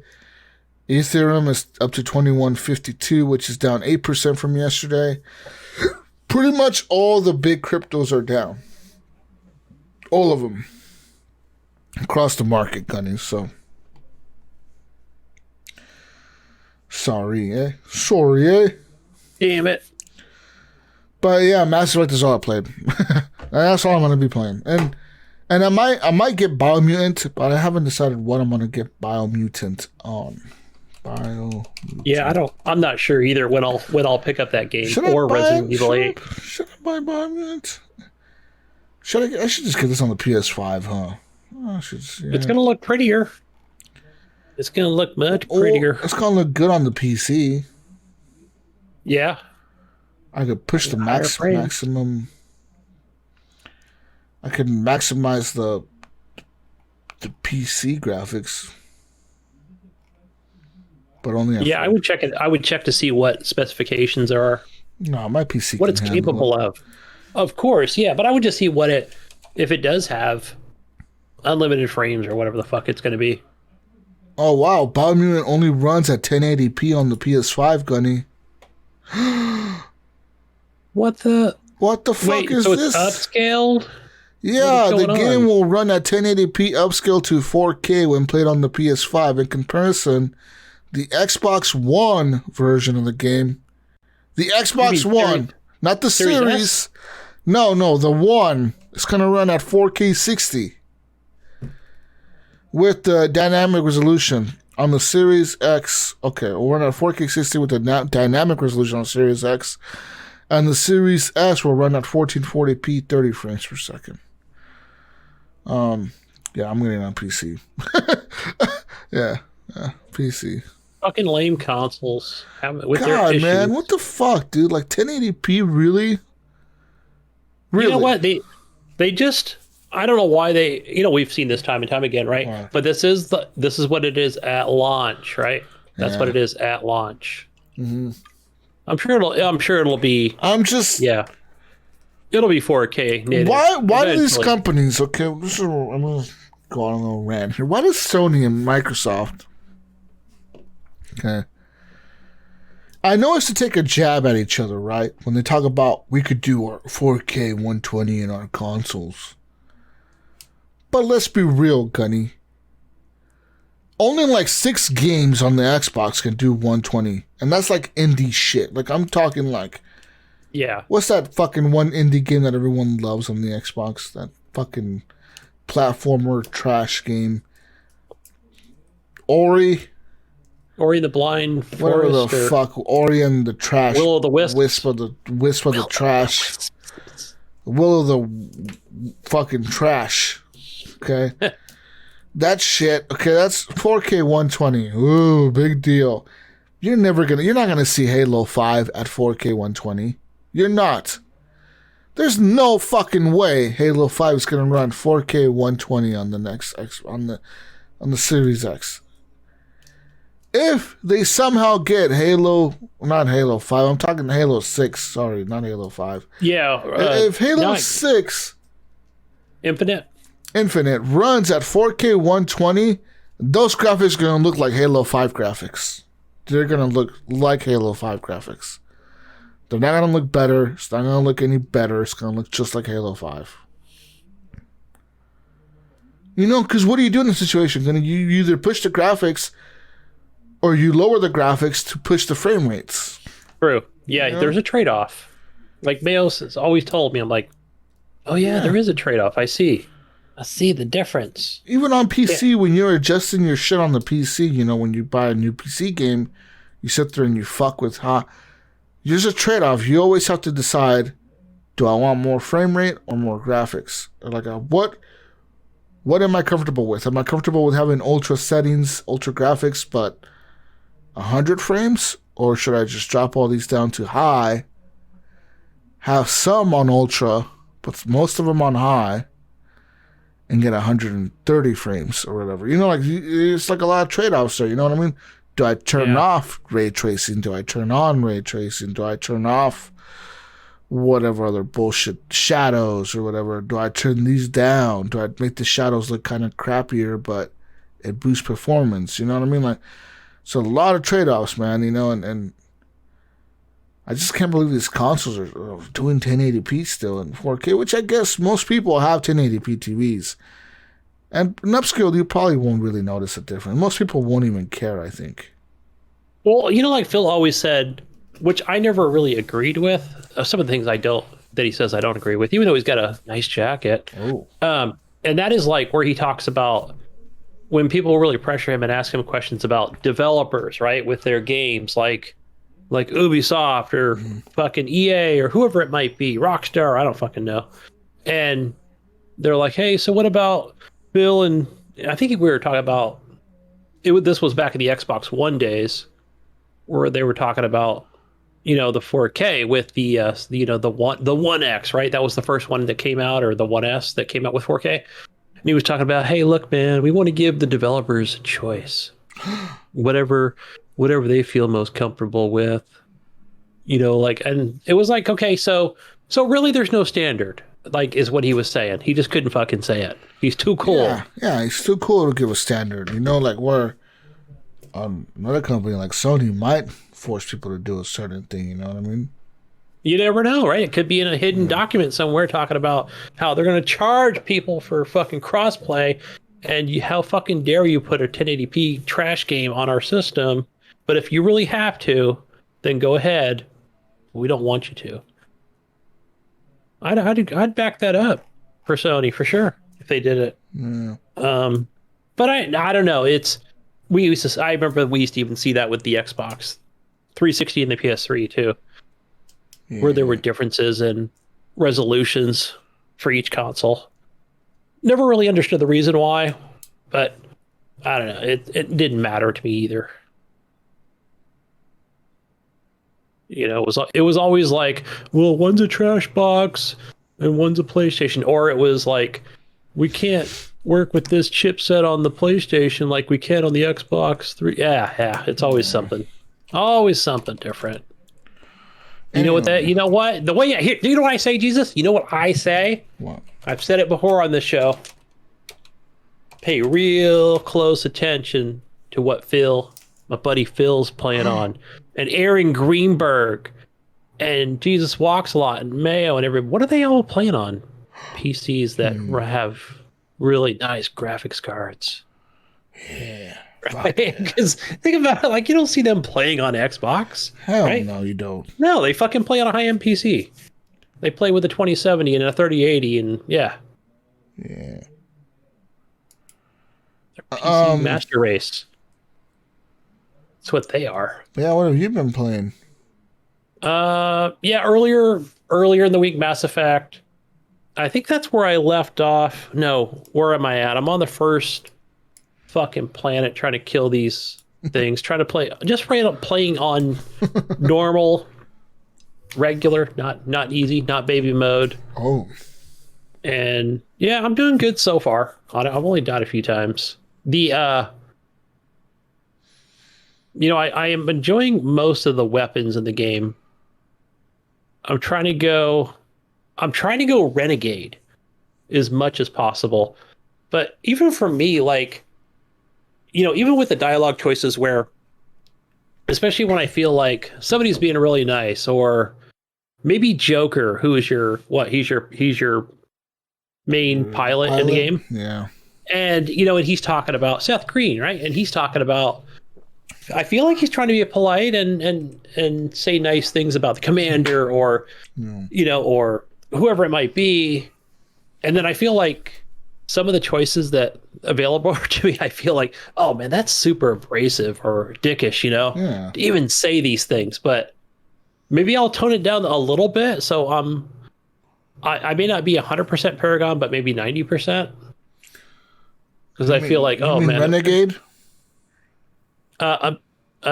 Yes, Renegade, not Paragon, Renegade, and I don't know. It's working out pretty good so far. See, I tried a Renegade playthrough in Mass Effect 1, but somehow I still ended up Paragon. I don't know how. I legit like did some real dick choices in Mass Effect 1, like just cuss out the council and shit, and talk shit to him, talk shit to people, talk shit to the different aliens. Yeah, I was pretty much a dick. Like, it's my ship, I run this bitch. And like, at the end of the day, I was still Paragon. I don't know how, but it said, like, when I imported my character to Mass Effect 2, it was like, yeah, you're still Paragon. Like, you're mostly Paragon, and you're still Paragon, and, yeah. Does it make... Now, regular dialogue, right? We're earning these points in Paragon or Renegade. But what about the choices that come up in... I don't know if it's just a Mass Effect 2 and 3 thing, or if it's in 1, and I haven't experienced it yet, with the red or blue dialogue. Are those just giving you more points, or do you think that is the thing that really makes that its influence? Difference? Okay, some of those options are not available to you. If you're not like fully Renegon or Renegon, fully Paragon, you can tell I've been drinking. If you're not fully Paragon or fully Renegade, those options won't even show up for you. Some things are grayed out. For me, I was in the middle most of the game. Like I told you, I was making a lot of Renegade choices, but I still kind of ended up Paragon. But like some of those choices near the end of the game, where like I said, like for example, the TV lady was interviewing me, and she was asking me questions, and like those options were there. I could see the blue option and the red option, but I couldn't choose them. I had to choose the other options on the right. Like I could only choose from these answers, or could only choose one answer because apparently I wasn't enough of an asshole or enough of a nice person to choose the good or the bad answer. So I could choose this like normal answer, but I did end up punching her in the face. Because like at the end, she asked me some question about the Normandy, and she was like, "How do you feel about like having the world's most or the Earth's more like Earth's most advanced ship in the fleet, and you have aliens on board with you, like fucking best part of your crew, like why would you do that? That's giving away secrets to the fucking aliens, And I pretty much said like, shut up, bitch. And she was like, she said something to me about like, is that a dumb choice for me to have added aliens or brought aliens on board? And how do I justify myself? And I was like, I don't need to justify myself to no one. And I punched her in the face. Like legit on camera, just like, shut up. Damn. And I punched her in the face, and she falls on the ground and knock her on her ass. And I was laughing so hard. I'm like, this is the funniest fucking thing in the world, dude. It's so hilarious how you just like legit tells her to like shut up or something, and he just like punches her in the face. I'm like, God damn, this is hilarious. And I was laughing so hard. Yeah, that totally threw me off. In the beginning of first few hours of the game? Was it before you get on the Citadel or after? Anyway, so you land on that planet, and I think it was after Rex, dies or whatever. In that maintenance guy, there's a guy and a girl, right? Man and lady. But I think the guy was hysterical. I didn't think he was hysterical in his demeanor or his attitude, but the way you could respond, it was things like, calm the fuck down or whatever the things were, right? And I literally just like, Shepard is just standing there. He just bitch slaps the guy. Pop. Yeah. And I'm like, yeah, it threw me off. I was not expecting that. And then I think, because I had the controller in my hand. I'm playing with on the Xbox, and I'm like, because in Mass Effect 1, in Mass Effect 1 is hilarious because the characters are so stiff. All of a sudden, you just see like slap someone. Like, what the fuck, dude? Okay, that's kind of funny. Okay. Like, I don't remember choosing the option to just slap the guy across the face, but he did it, and then I just kind of went with it because, and then here was the other weird part. The only really weird thing that I found in the game was basically his coworker, right? I'll say, and I think her response after I said what I said, she was like, "Yeah, I think he'll get over it." Like, yeah, that's exactly what she told me too. She's like, "Yeah, he'll be over it. Like, don't worry about it." Yeah, So, don't worry about it.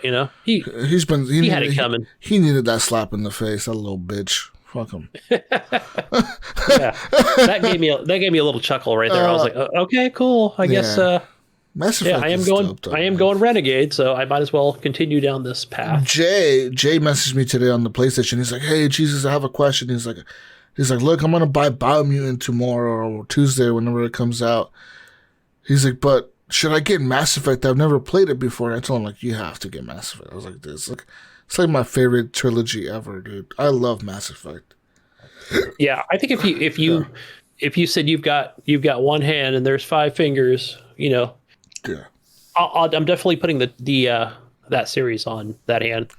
That's how good it is. That series is so good. Like, the caliber of storytelling, dude, it's fucking top notch, man. And like I told you, I can't wait to see what happens in Mass Effect 2 and see that story all over again. Because I know Mass Effect 2 has some of the coolest DLC and some of the coolest characters in it, Yeah, definitely for Mass Effect 2. Anyways, what else have you been playing? Let's see. A little.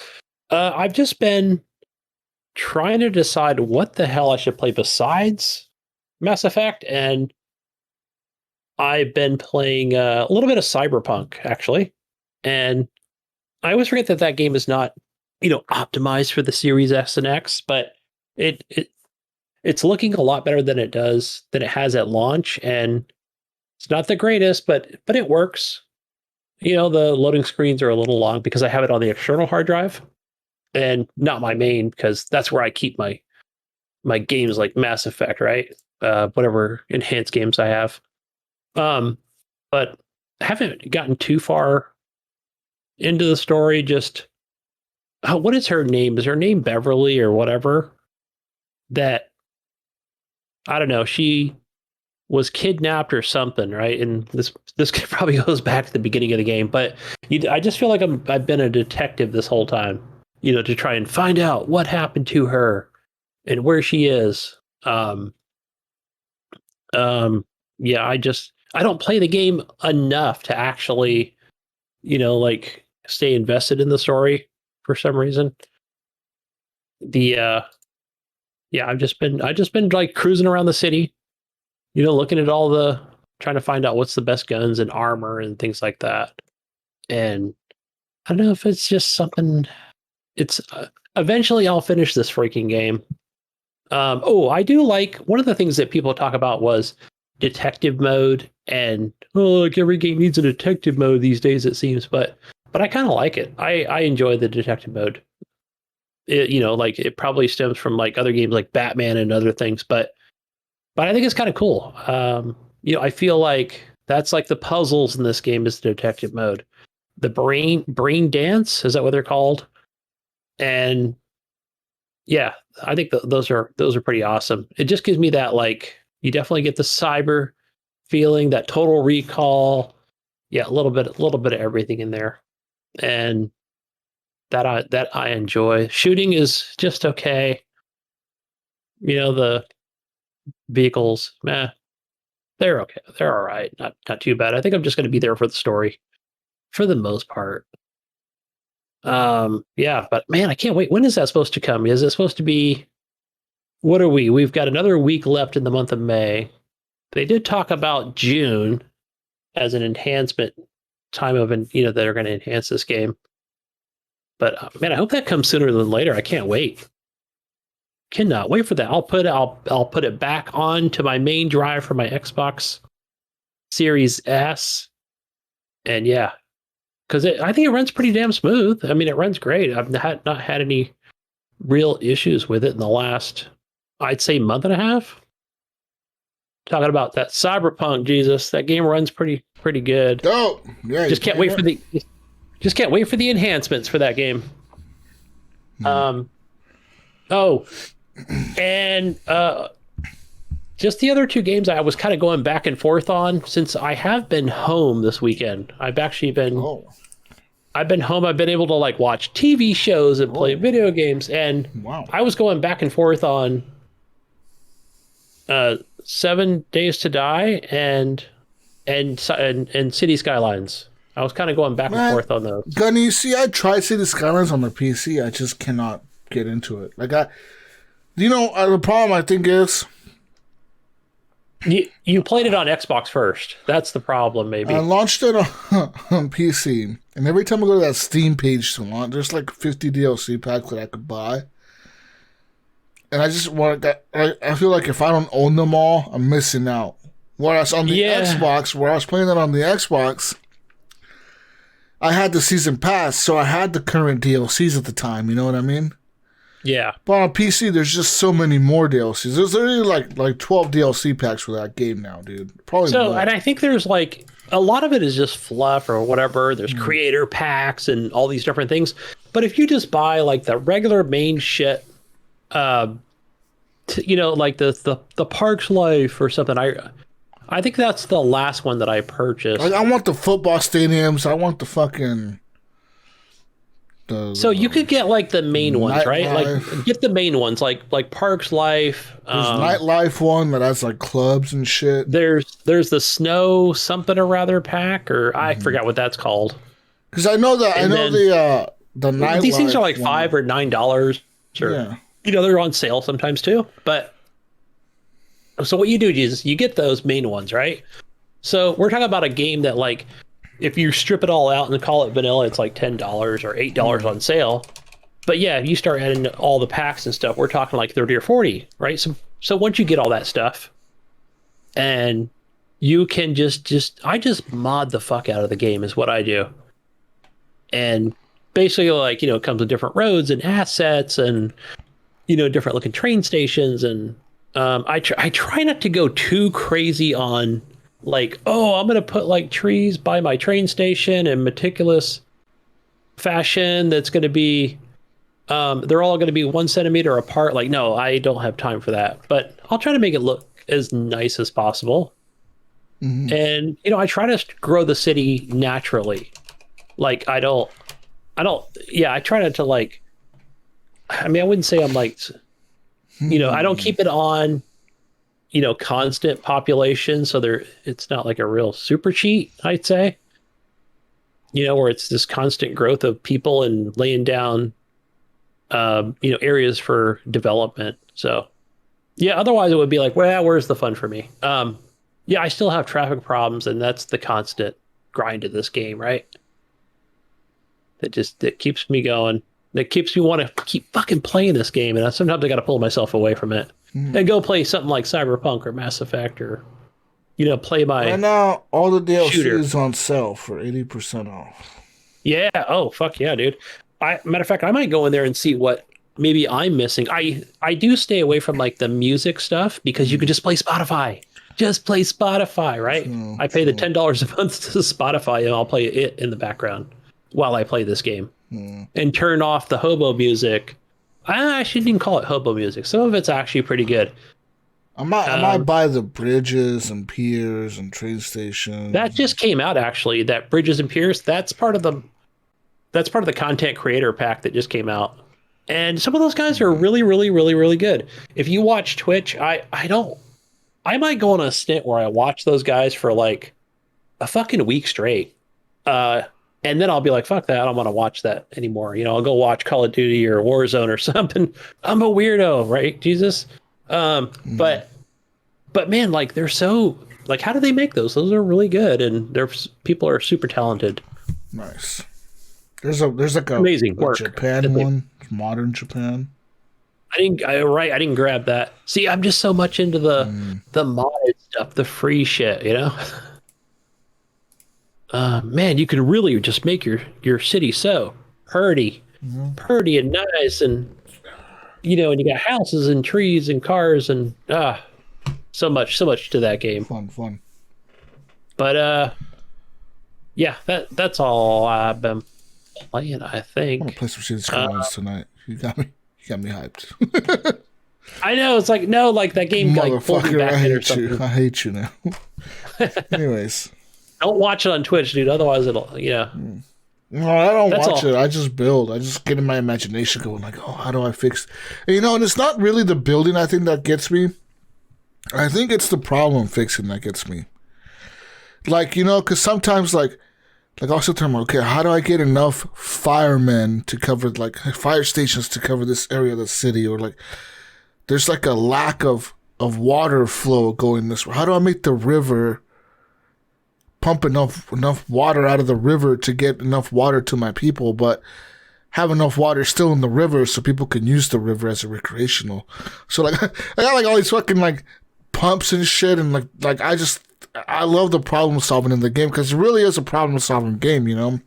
You're creating your own problems, right? And you're solving your own problems. Yeah, when people start dying left and right, and you don't have enough funeral services or whatever the fuck, crematoriums or whatever around the city. It's just bodies waiting for hearses to come along. And you're like, holy fuck, huh? Man, I got a big problem. And you're like, how the fuck do I solve it? How do I solve this traffic problem over here?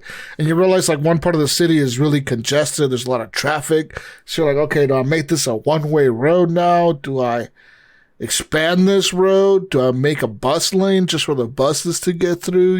Like what's... I feel like these guys need to do a collaboration with Steampunk. And I saw you, Jesus. I saw you playing Steampunk. Oh, Frostpunk. Damn it. I saw you playing that.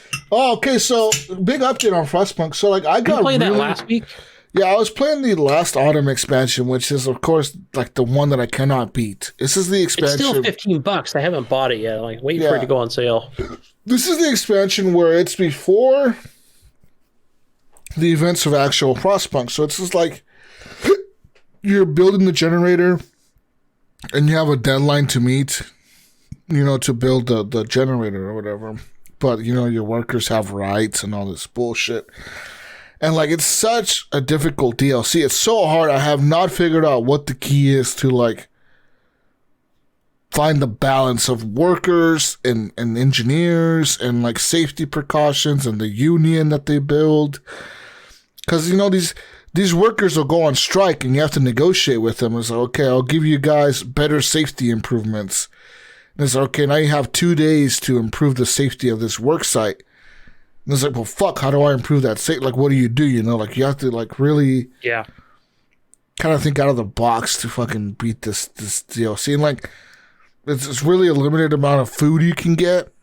And there's also, like, a limited amount of resources. You can get wood, metal, and shit, but, like, it's really limited. So, like, it's hard to, like, manage all that. It's, like, homeless people and there's people dying, and that lowers the motivation of the workers. And it's a really hard DLC, man. Like, this DLC is difficult. I feel like the DLC is more difficult than the main game.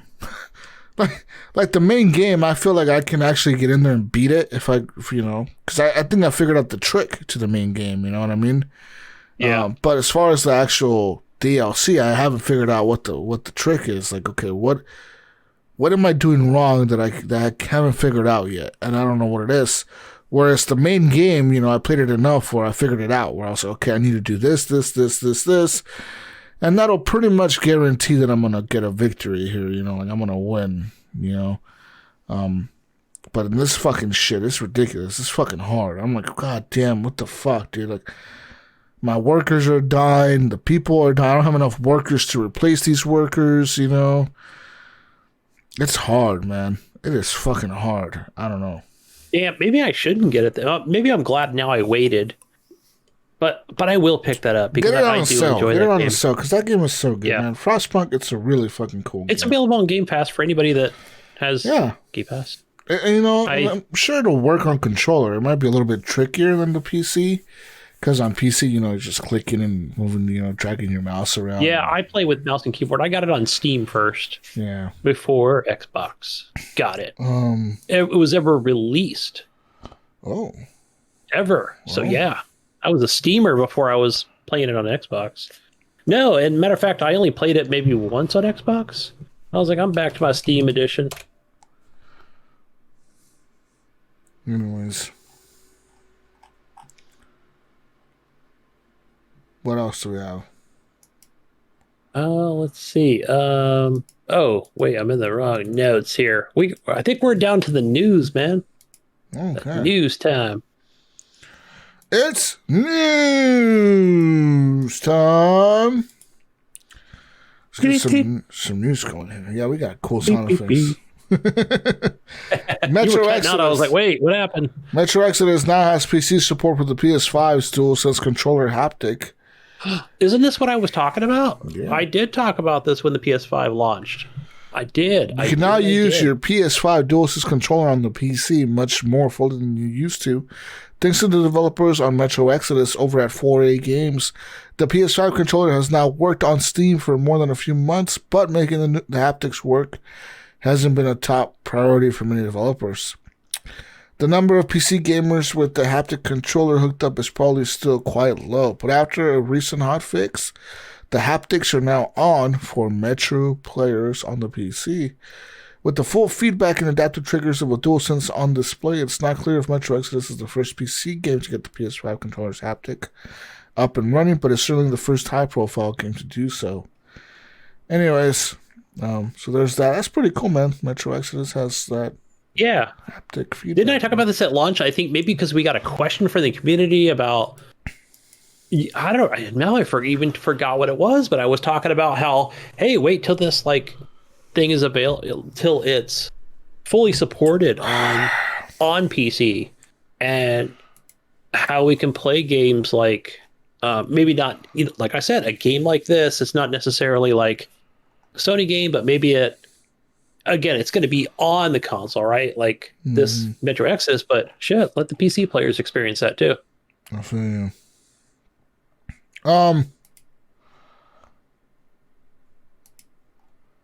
Anyways, what I mean. Let's move on to some more news. Microsoft and Bethesda will reportedly hold a joint summer conference in June. Of course, as we all know, Microsoft Corporation acquired Bethesda Studios, ZeniMax fucking mom or dad, whatever you want to look at it as, parent company, ZeniMax. So they now own the Bethesda Studios, and Bethesda will be joining Microsoft for their press conference for E3.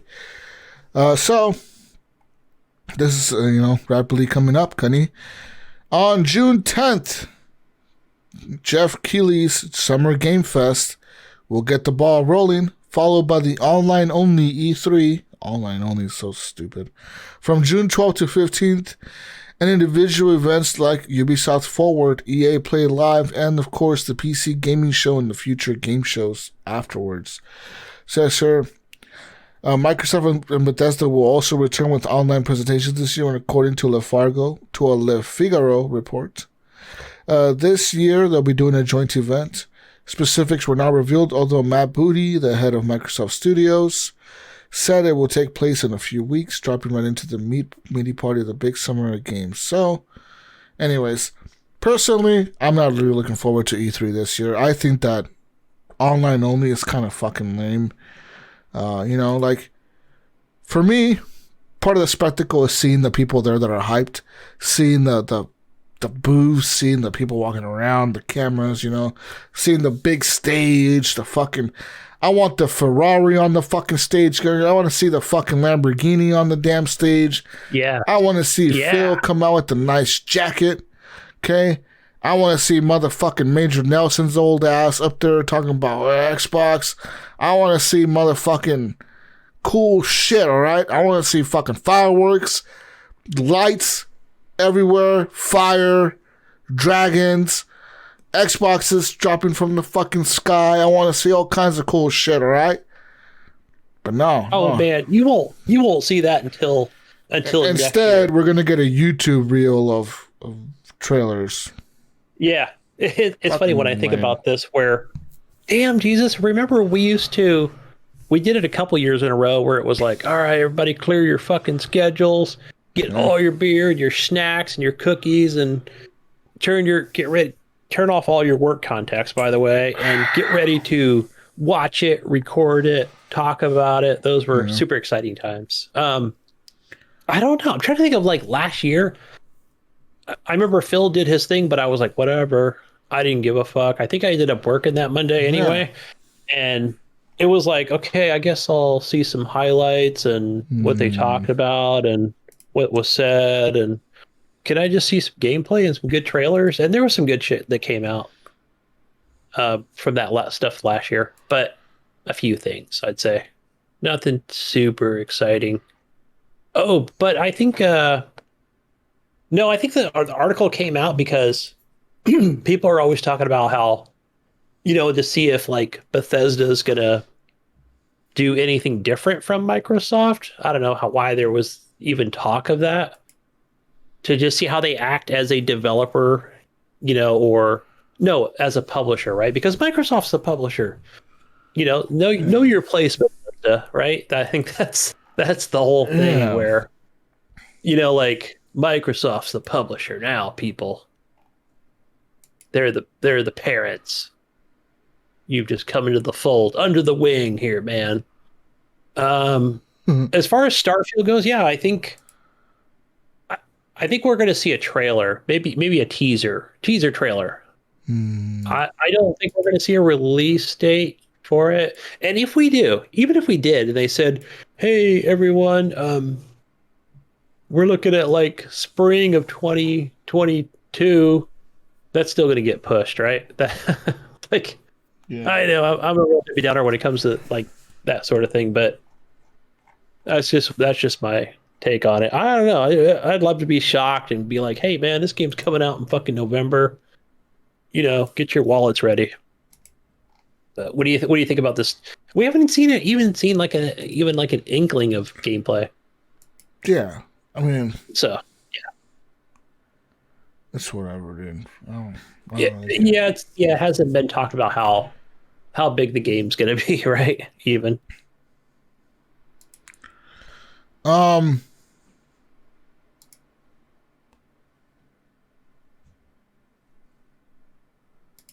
Fuck. No, I was gonna say if you were gonna go on to that Apple article, I don't know. I just kind of threw that in there, but I still read it and I still don't understand what it means. But the Apple versus Epic thing. I just couldn't find a better one on that whole shenanigans with those two guys, those two big tech giants. Unless there's anything off the top of your head you can think of that you'd rather discuss on that between those two. Nah, they're pretty much still fighting. Well, I don't know. We'll see what happens. Personally, like I said, who knows what's gonna happen between them, dude. Yeah, it's whatever. I don't give a shit. Yeah, it's just some other things that Epic was trying to slide in there in the initial complaint, and Apple's like, "No way, man, that's got to be thrown out." Trying to just throw it all out. Let's talk about Microsoft Game Pass subscribers. Bad news for them. When EA Play joined Xbox Game Pass, gamers discovered a clever pricing loophole. It was possible suddenly to save a ton of money on Microsoft's premier subscription service, Game Pass Ultimate. That service, after a trial period, costs $15 per month, and that includes Xbox Game Pass, xCloud streaming, as well as Xbox Live Gold. In other words, it's fucking a good deal. Enterprise and gamers were able to make an even better deal. The trick was simple. You could redeem 1 year of EA Play for 4 months of Game Pass Ultimate. Since, Gunny, 1 year of EA Play costs just $30, you could essentially get Game Pass Ultimate for half the price in the year, cutting the monthly subscription rate to just $7.50. But all things come to an end, Gunny. I know there was that loophole. I never took advantage of it. I always went with, I said it the last time, but I meant to say like Newegg or something. Not Fry's, but Newegg.com, and they do their deals, and just I never knew about this loophole. This whole $30 would give you a fucking 4 months of Game Pass. That's dope. Yeah. Every time somebody always mentioned it, like, "Hey, make sure you do that," or something. Whatever groups I was in, and I was like, yeah, but I think I just do I usually do a once a year purchase, and it lasts me a couple years. whether it's through like a Newegg thing or through who else did I get it through? I don't know. I'm trying to think if it was Target or Best Buy or somebody, like whatever, you can purchase those cards or those codes for on the cheap. Holy shit. There's usually one in the summer, so we might see something coming up, and then we'll see it again in at the holidays. So we'll get a couple opportunities, a few maybe. I hope, because I know we saw some people in our group, like Dawn Bennett was talking about her, her subscription running out.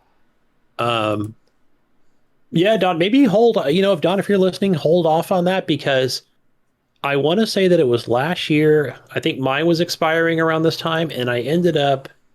What I did was, I ended up paying for. I went to a month to month, right? Is what happened, was because that time ran out, and so I went month to month. I might have paid for 2 months, right? So I initially paid like the 15 1 month and 50 the next, and then Sean posted the deal on whether it was Slick Deals or or Newegg, and I was like, yes, I'm jumping on that. Give me that for a whole year. So that's what I recommend. Glad I waited. I was patient. When does Chivalry 2 come out? This is going to be a pretty dope game. I don't know, but I keep getting codes for that game, and I never get the chance to freaking play the beta. Mm-hmm. I feel like I've been getting those things for a year. So it's supposed to be out last month on the 23rd, but obviously it's been delayed. Like everything else. Yeah. No news of when the release date will be. I can check my email. An open beta, though. This is good news, actually. We got an open beta this week coming up on the 27th.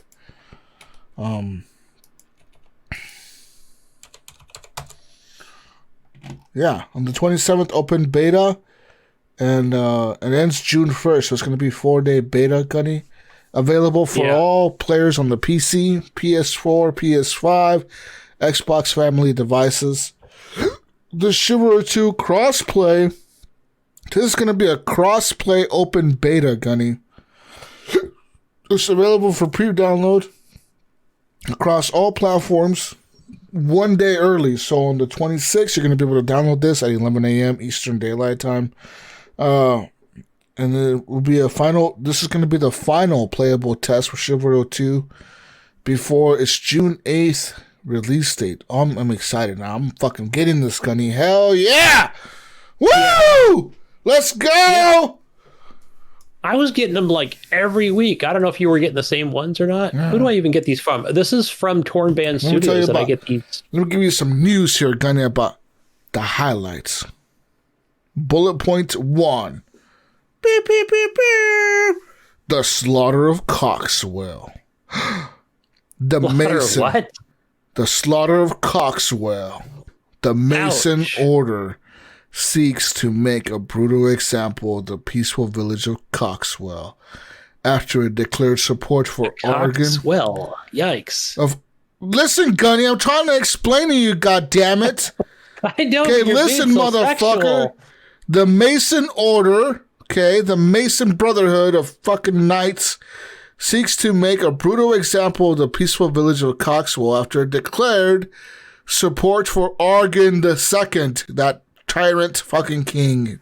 Fuck Argon II. You must burn the village, breach the gate, steal the gold, and kill all the soldiers in the slaughter of Coxwell. The Battle of Dark Forest, Agathian forces lie in wait, ready to ambush the Mason army that marches forth to kill the Duke of Fogburn Keep, destroy the barricade, push the convoy, capture and hold the gatehouse, and kill the Duke. The Siege of Rudhelm. After weeks of siege, Agathian forces begin a final assault upon a Mason stronghold defended by the Mason heir. Push the siege towers, capture and hold the gatehouse, burn the tents, push the siege ramps, capture and hold the courtyard, and take down the heir to achieve victory. The Battle of Wardenglade. This is the armies of Mason Order and Agathian Knights will meet in an evenly matched open field of battle. This is a team deathmatch mode. There's going to be a tournament ground. This is where elite warriors of the Mason Order and the Agathian Knights will fight for supremacy and adoration of the crowds. There's going to be a free-for-all. So that's going to be pretty much a free-for-all. Everyone kills each other. No last man standing wins. Yep. There's going to be full customization in this open beta. Customize your in-game appearance and unlock a wide variety of cosmetic options as you earn experience with each of the game's 4 base classes and 12 subclasses. There's also going to be dual servers available for the PC only. Players can choose to enter special servers set up for players looking to hone their one-on-one dueling skills with other players. Nice. Participants will be asked to abide by the honor system and respect players aiming to focus on one-on-one duels only. A 64 or 40-player server option. Experience the chaos of epic medieval battlefields. Charge forth to the front lines of battle and experience true mass scale combat supporting up to 64 players, designed to capture the intensity and scope of the Battle of the Bastards from Game of Thrones. For players interested in more strategic battles requiring more communication and teamwork, there's options to join a 40-player server for teams. Objective modes will also be available. And same platform parties. Players can now group up and form a party on the same platform before joining a crossplay match. It says here, note to the console players. PlayStation users will be able to access the open beta for free, without a PlayStation Plus subscription required. But Xbox users will require an Xbox Live Gold subscription to play this open beta. Dun, dun, dun. What happened to play without subscriptions, Phil? Huh? Oh, yeah. What happened to that? Fucking Phil making you pay to play a free open beta. Trash box 1. Fucking didn't they say Box Series X? That's the Serious X, man. It's serious. It's no, I think that's weird that they would do that because literally they just changed everything within the last 30 days or longer. Where everything's free to play now, literally free to play as long as you have an account with Xbox. Anyways. But that could be an exclusive beta. But I've been getting all the PC tech tests and the alphas, and don't share screenshots or nothing for the game, so I can't talk about it. That's for the last year. I've been an insider just in the Banner Studios. Chivalry 2. Oh, yeah. Anyways, wanted some more news here. The Rig Pro Compact Gunny is the first Dolby Atmos Xbox controller is out now.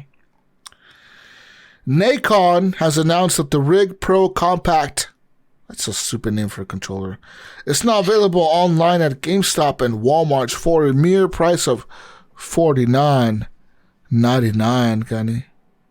This controller is officially licensed for the Xbox and Series X and S and the Xbox One. It is also sold exclusively at stores in Canada. Black and white versions of the controllers are available. For those who do not know of any of these two companies, Rig Gunny is a premium gaming accessory brand and the leader in tournament audio for professional gaming.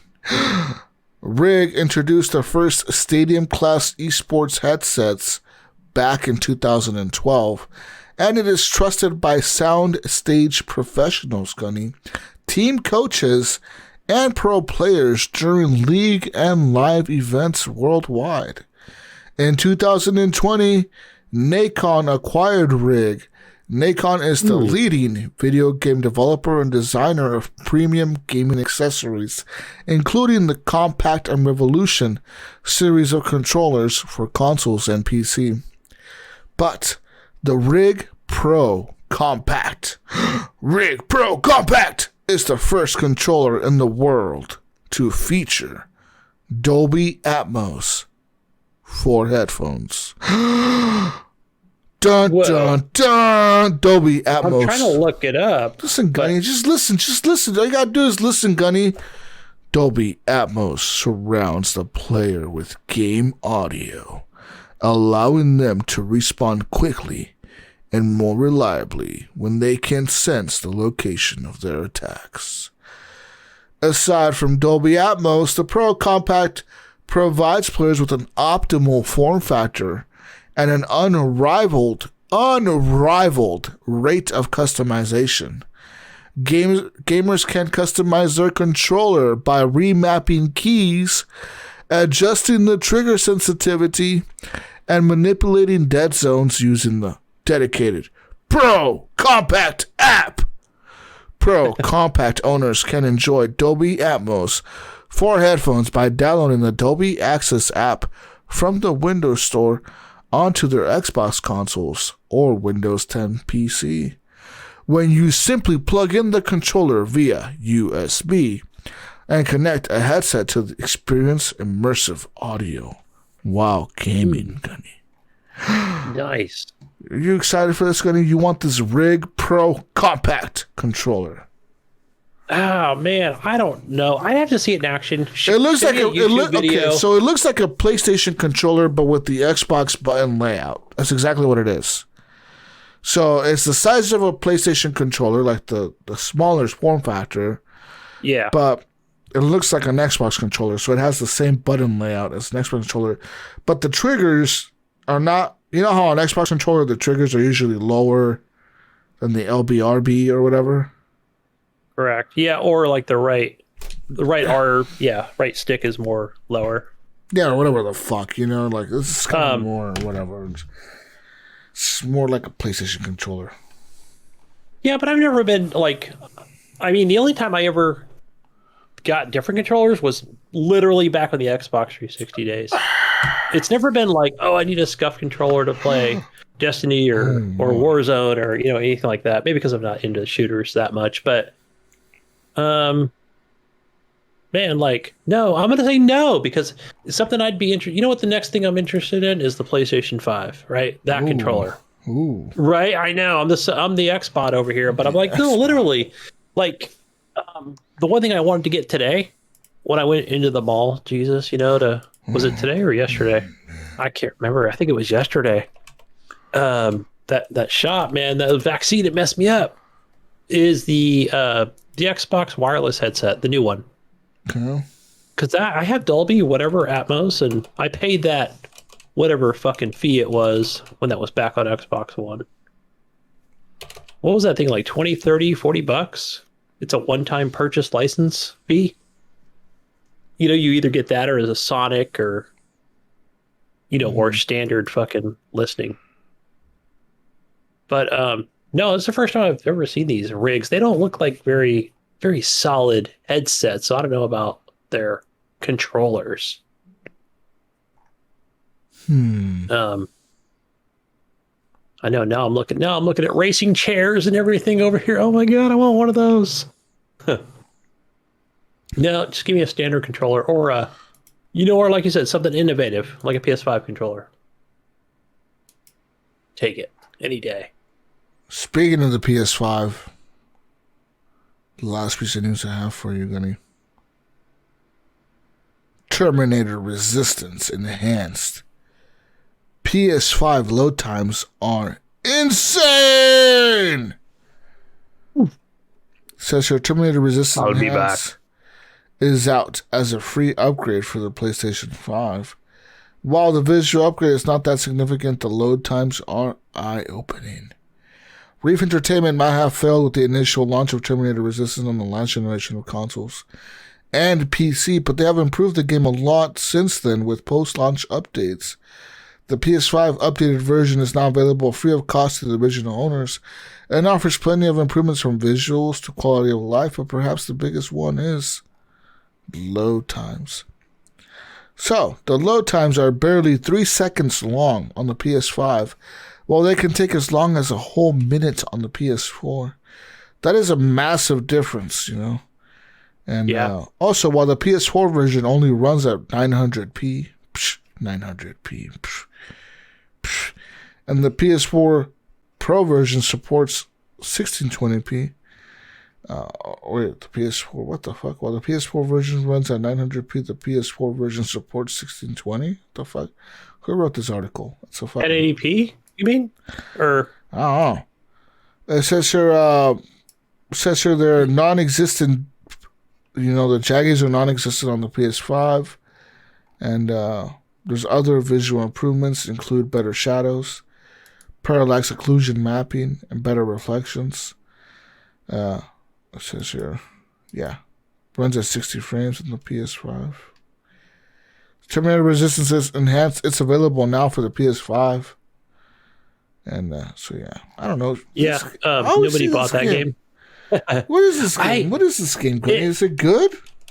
No, I don't think so. I think I watched a little bit on Twitch, or I went to see so whatever it was, a review on YouTube, and people were like, "Yeah, this game is not very good," or it's just like the most boring shooter ever. So nobody bought it. Huh. Yeah, like literally when it came out, I was like, "Oh yeah, that game came out. I forgot." What do? You just shoot the Terminators? Pretty much, that's what you do. Yep. Well, okay. That's it. Like literally, this is like the second game in the series since it came out on the last generation. It was like the world's most easiest 1,000 achievement points or whatever, or trophies. Oh, was it? Yeah, the last one that came out like years ago. But I wonder if this one's the same, or if they changed it. Huh. Yeah, I think I watched like 5 minutes of gameplay and I was like, okay, I'm done with that. It looks very like last gen. It looks like a 360 game. Yeah. Yeah, there was no money in the development of this game, it seemed. Like no trailers, I'm sure there was one. They spent all the money on like getting the license of Terminator. Yeah. Yeah. Yeah, and that was it. Like they went to nothing else. Oh, you know what? Jesus, I'm looking at here I know Mark Wingman brought it up, and I see Sean put it in the group, and he's talking about that game Knockout City. Yeah, Knockout City. I think this is an EA game, but it's on Game Pass. I don't know. It's probably, who knows? Might be free to play. I don't fucking know. It's dodgeball. Something exciting. So you'd see on Epic, man. But it's Dodge Brawl, not Dodge Ball. I have it. It's downloaded. It's downloaded on my Xbox, so I can play it. Let's see if it's available on... Yeah, it's also available on the PC app as well. I'm looking at it right now. It's here. I can download it through the EA app. Application. Cool. Anyways. Good stuff. That's all I have, man. There's no more news, really. News is done. There's no more news. There's nothing else left. Go. Nothing. Let's go on to the console corner. We talk about all things console, including something even Epic related. But for your PlayStation Plus games for the month of May, you still get Battlefield 5. Go play that game, guys. It's fun. Go download it. Claim it. Good. And Stranded Deep. Oh, I think, did I play that? I can't remember if I did or not.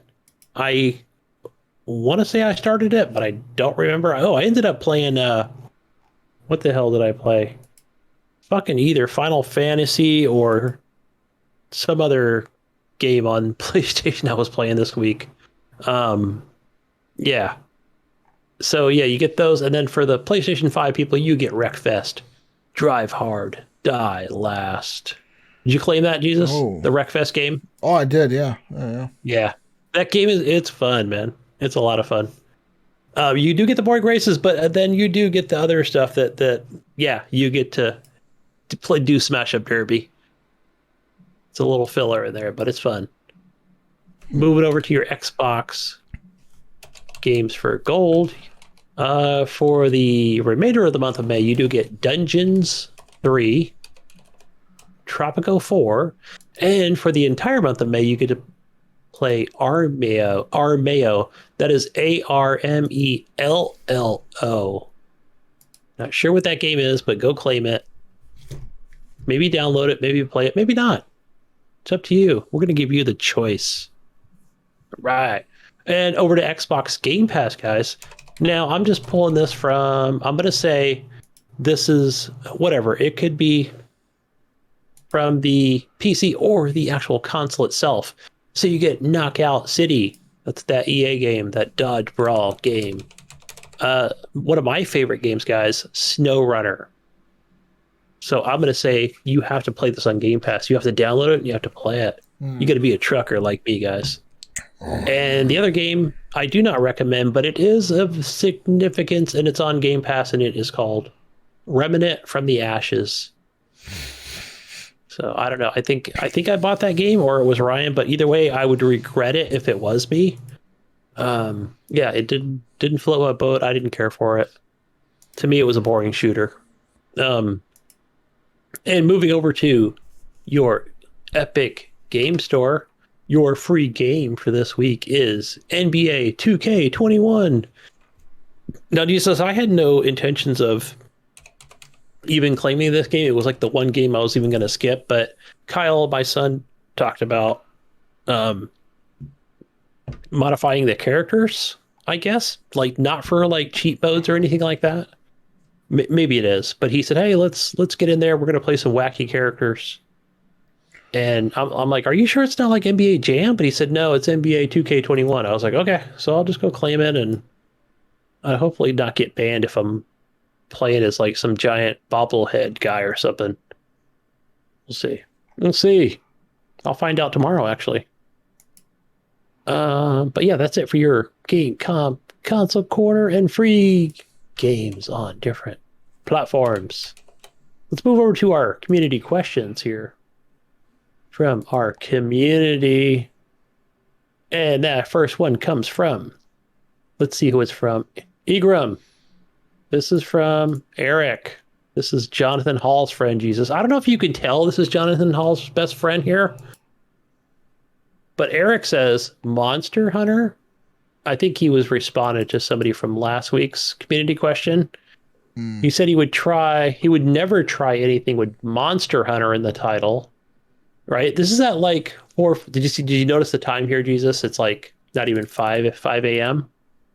And he was talking to Eric, Epic Eric from last week, where he says he invested into the Big Four crypto for a while, but then ended up buying drugs with it. So I think he came out a winner on this one, Jesus. Yeah. Did he not? Right? You're the loser, Jesus. He's the winner. He's the winner. He got high. And he's good. Yeah, see, you have nothing to show for it, Jesus. You're over there sad and like, fucking lost my goddamn crypto. I stole my money over here, and he's over there. And he got yeah. Just chilling. See, and I'm with Eric. I'm with Agram on this one because I'm over here like I ended up with like a 12-pack of beer and like four sticker bars, you know? Yeah. So I'm like literally that was me last week. I'm like, hey, like I got my physical items. I got fed on all that beer and sugar, but Eric got high. So we're the winners, man. Yeah, because we didn't invest in Dogecoin or whatever, the crypto. Yeah. It was my point.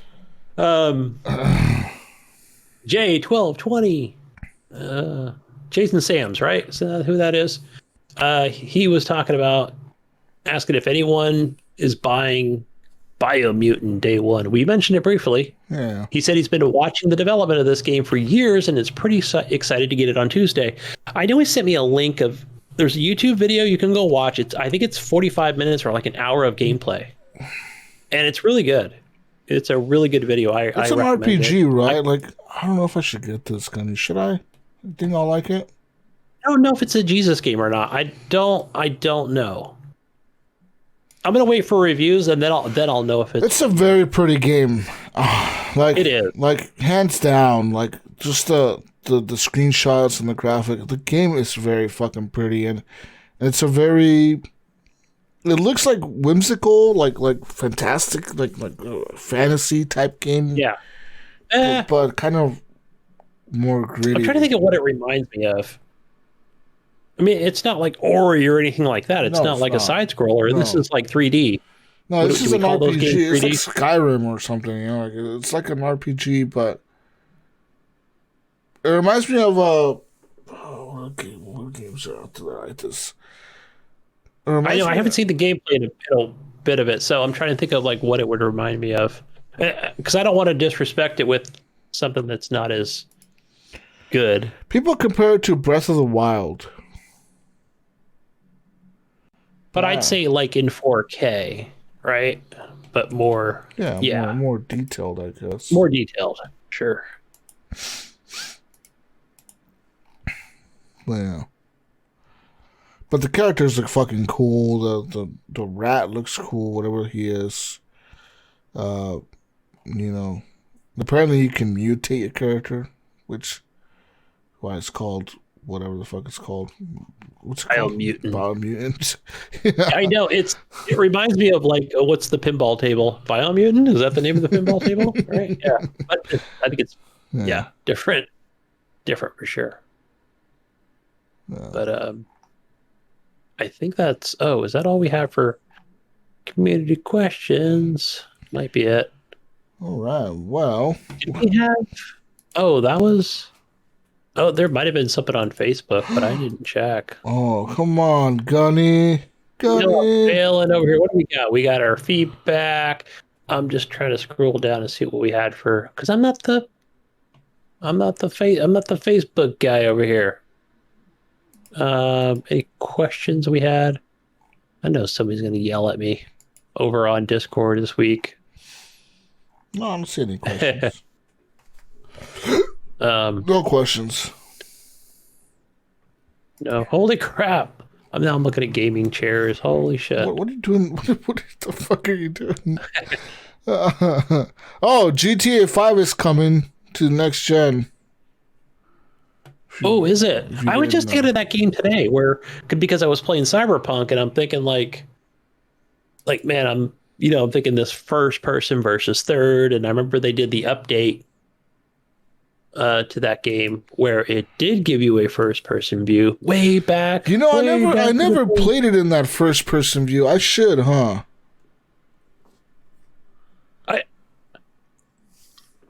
It's like it's funny, like I should on PC because I own it on Steam or whatever. I should just get on there, max all the frame rates, play the game in first person all the way through. Yeah. I wonder how hard it would be. It would probably be fucking hard to play it all the way through in first person. I would think for some things like flying the airplane or something. Yeah. Like one mission to come. Or the helicopters or whatever. But everything is literally in first person, and you imagine how cool that would be to play everything in first person, like everything, it must be insane. I need to try that.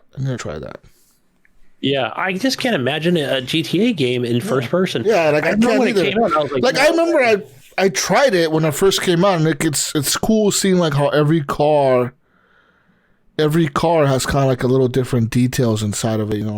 Like some cars have sodas in the cup holder, some cars don't. Some cars are really messy on the inside, some cars aren't. You know what I mean? So it's kind of really cool seeing the interior of the vehicles. But I wonder how hard it is to play the missions, when you're being chased by the cops or you're fucking whatever you're doing, robbing the bank or robbing you rob banks in that game, right? So what you do.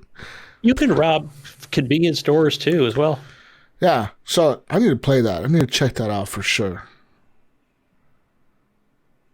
On the PC, it's probably the PS5 version. Yeah, in the Xbox, they called it the bigger enhanced version, Gunny. Enhanced. And there's a modded community out there, and they do what do you call it? What am I thinking of? Where they role playing. Role playing, thank you. Yes, that's another thing. I want to get into that. That would be kind of cool to get into, man. There's some real cool fucking. I watch watching it. I watch YouTube videos of that shit. I watch YouTube videos of that shit, and sometimes I watch streams on Facebook of that shit, and it's pretty legit. like you could be a criminal, you get your ass taken to prison, and they take you to the fucking jail. Like the cops arrest you, they take you to the fucking jail, they book you into the jail, and then they transfer you to the prison. You spend your time in prison, and then you get out after so many hours, so many minutes or whatever, because they sentence you based on what you did or whatever. And like each month is however many seconds or whatever in the game, like if they sentence you to 3 months in prison, it's so many seconds inside the game, you know what I mean? Like okay, we're going to treat this as so many seconds. So you're out of the game, and they send your ass to prison, and then you get out of prison, and you stay in the middle of the desert. Like, what the fuck? Okay, I'm out of prison now. Like, what do I do? You can steal a car and fucking go back doing your crazy shit that you were doing. And there's like legit people role-playing as cops. There's people role-playing as paramedics. There's people role-playing as criminals. Yes. Yeah, I watched some pretty cool stuff where I just wonder how, and thankfully for Discord, on how that all kind of comes together. It's tricky, but some of the when I talk about streamers or whatever, really pull it off. And probably a little bit more easier for somebody like YouTube, where they can edit down a video, where I kind of watch it in full time, or real time. Yeah. On Twitch. But very, very, very entertaining. Anyways. That one, and I think it's Arma 2 or Arma 3's, is it Alta Life? I think is what it's called. There's an actual modded community with role-playing. Yeah. Always wanted to be a part of that. Yeah, there's okay, I'm looking at an article right now. It says there's a few servers you can join, Gunny. One of the most popular one is called No Pixel. This is one of the hardest servers to join, with over 4,000 people applied. Oh, yes. It supports 32 players at a time. So, also, since the release of No Pixel 3.0, GTA 5's role-playing has been the most watched thing on Twitch, with people role-playing as cops or glitching everything inside as Johnny Silverhand from CyberPunk. Yeah, I've seen that too. Yep. Or Eclipse. This is another GTA 5's role-playing heavy hitters. This server hosts 200 players at one time. And so, yeah, it clearly lays out the crime factions you can join. And you can join anything from the Los Santos Irish Mob to the Clowns Gang.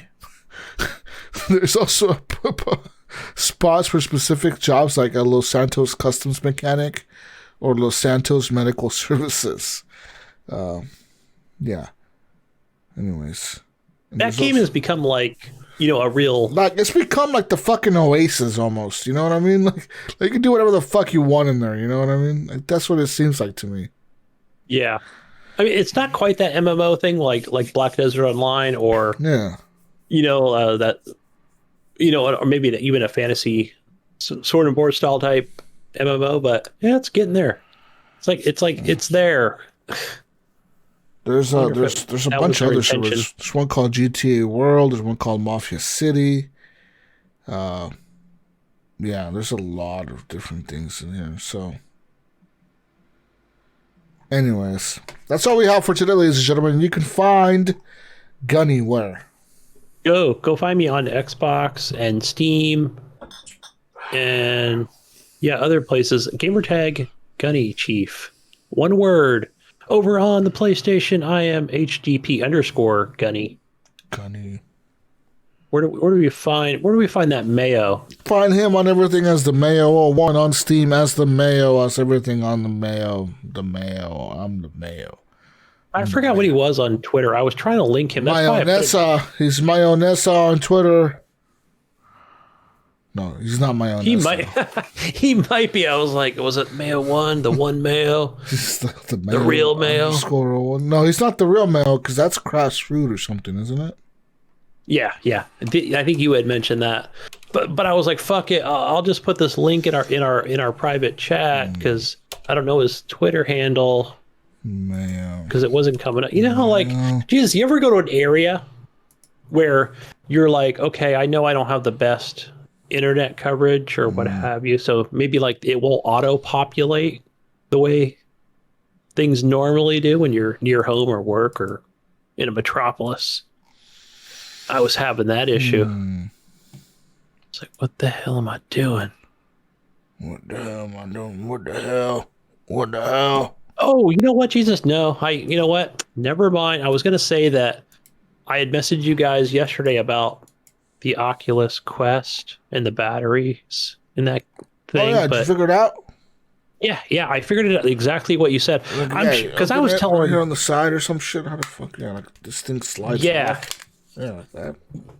Yeah. Just like that. Except mine are white. And yeah, like it was a little tricky to get those things. Because I saw like the video and it was talking about, I was like, where the fuck did they... this shit? And it's like, I had to go put my old man glasses on and then like pop those things off. Maybe because they're brand new, they're a little tighter, the plastic.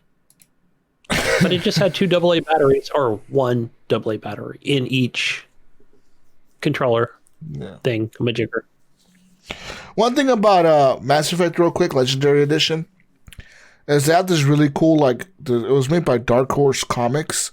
That is really cool, like, comic video type thing that plays in between Mass Effect 1 and 2 if you wanted to. Like, it'll ask you, do you want a recap? And then it'll recap all the choices and shit you made on Mass Effect 1 before you start Mass Effect 2. And it's actually pretty cool. It's actually, like, it's Commander Shepard narrating the story of what happened. And it's actually like this. It looks like a comic splash screen or whatever. Like it comes up on the screen, and you watch this video. It's like a 10-minute long fucking thing, though. You cannot skip it either. Once I started, I was like, you gotta start making choices. You have to make all the choices. I was like, fuck, I can't skip this shit. God damn it! I sit there and watch it for like 10 minutes. I was like, I just played Mass Effect 1. I know the choices I made, damn it. I don't want to watch this anymore. And it wouldn't let me skip it. It was like, no, you got to watch this whole fucking video now. Good luck. Yeah, so one of the things I recommend is definitely going to watch that on YouTube. Yeah. But it won't reflect the choices you made on YouTube. Right, but yeah, maybe it gives you a feel or an idea of what you're expecting. If you do choose in the game, it actually it reflects what choices you made, because it'll tell you like, oh, I killed this guy, or I made this choice and this happened, and then this happened because of this. But yeah, anyways, you can find me on everything as Jesus Walks a Lot. I'll be playing some more Mass Effect this week. I'll probably play some more City Skylines. And find something else to play. I'll buy Mutant. I'll be playing that this week for sure on the PC. Anyways, I'm out of here. Peace out, Brussels sprouts. We'll catch you on the next week's edition of the Horrible Gamers Podcast. Bye. Good night. Later, guys. Peace. Gals. We're fucking out of here. Get out of here, Gunny. Go home. Go to sleep. Oh, fine. I'll take my Oculus controllers and go away. Go away now. Go away. Go. I go play. He's finally gone. Anyways, I'm still here. How do I get the batteries out to this thing? Oh my god. There's no way to get the battery out. Go home, Gunny. Go. Anyway, bye, everyone. Bye. Have a good night. We're out of here. We'll catch you on the next edition of the Horrible Gamers Podcast /history lesson / whatever the fuck you want to call this show. I don't know. I think I broke it.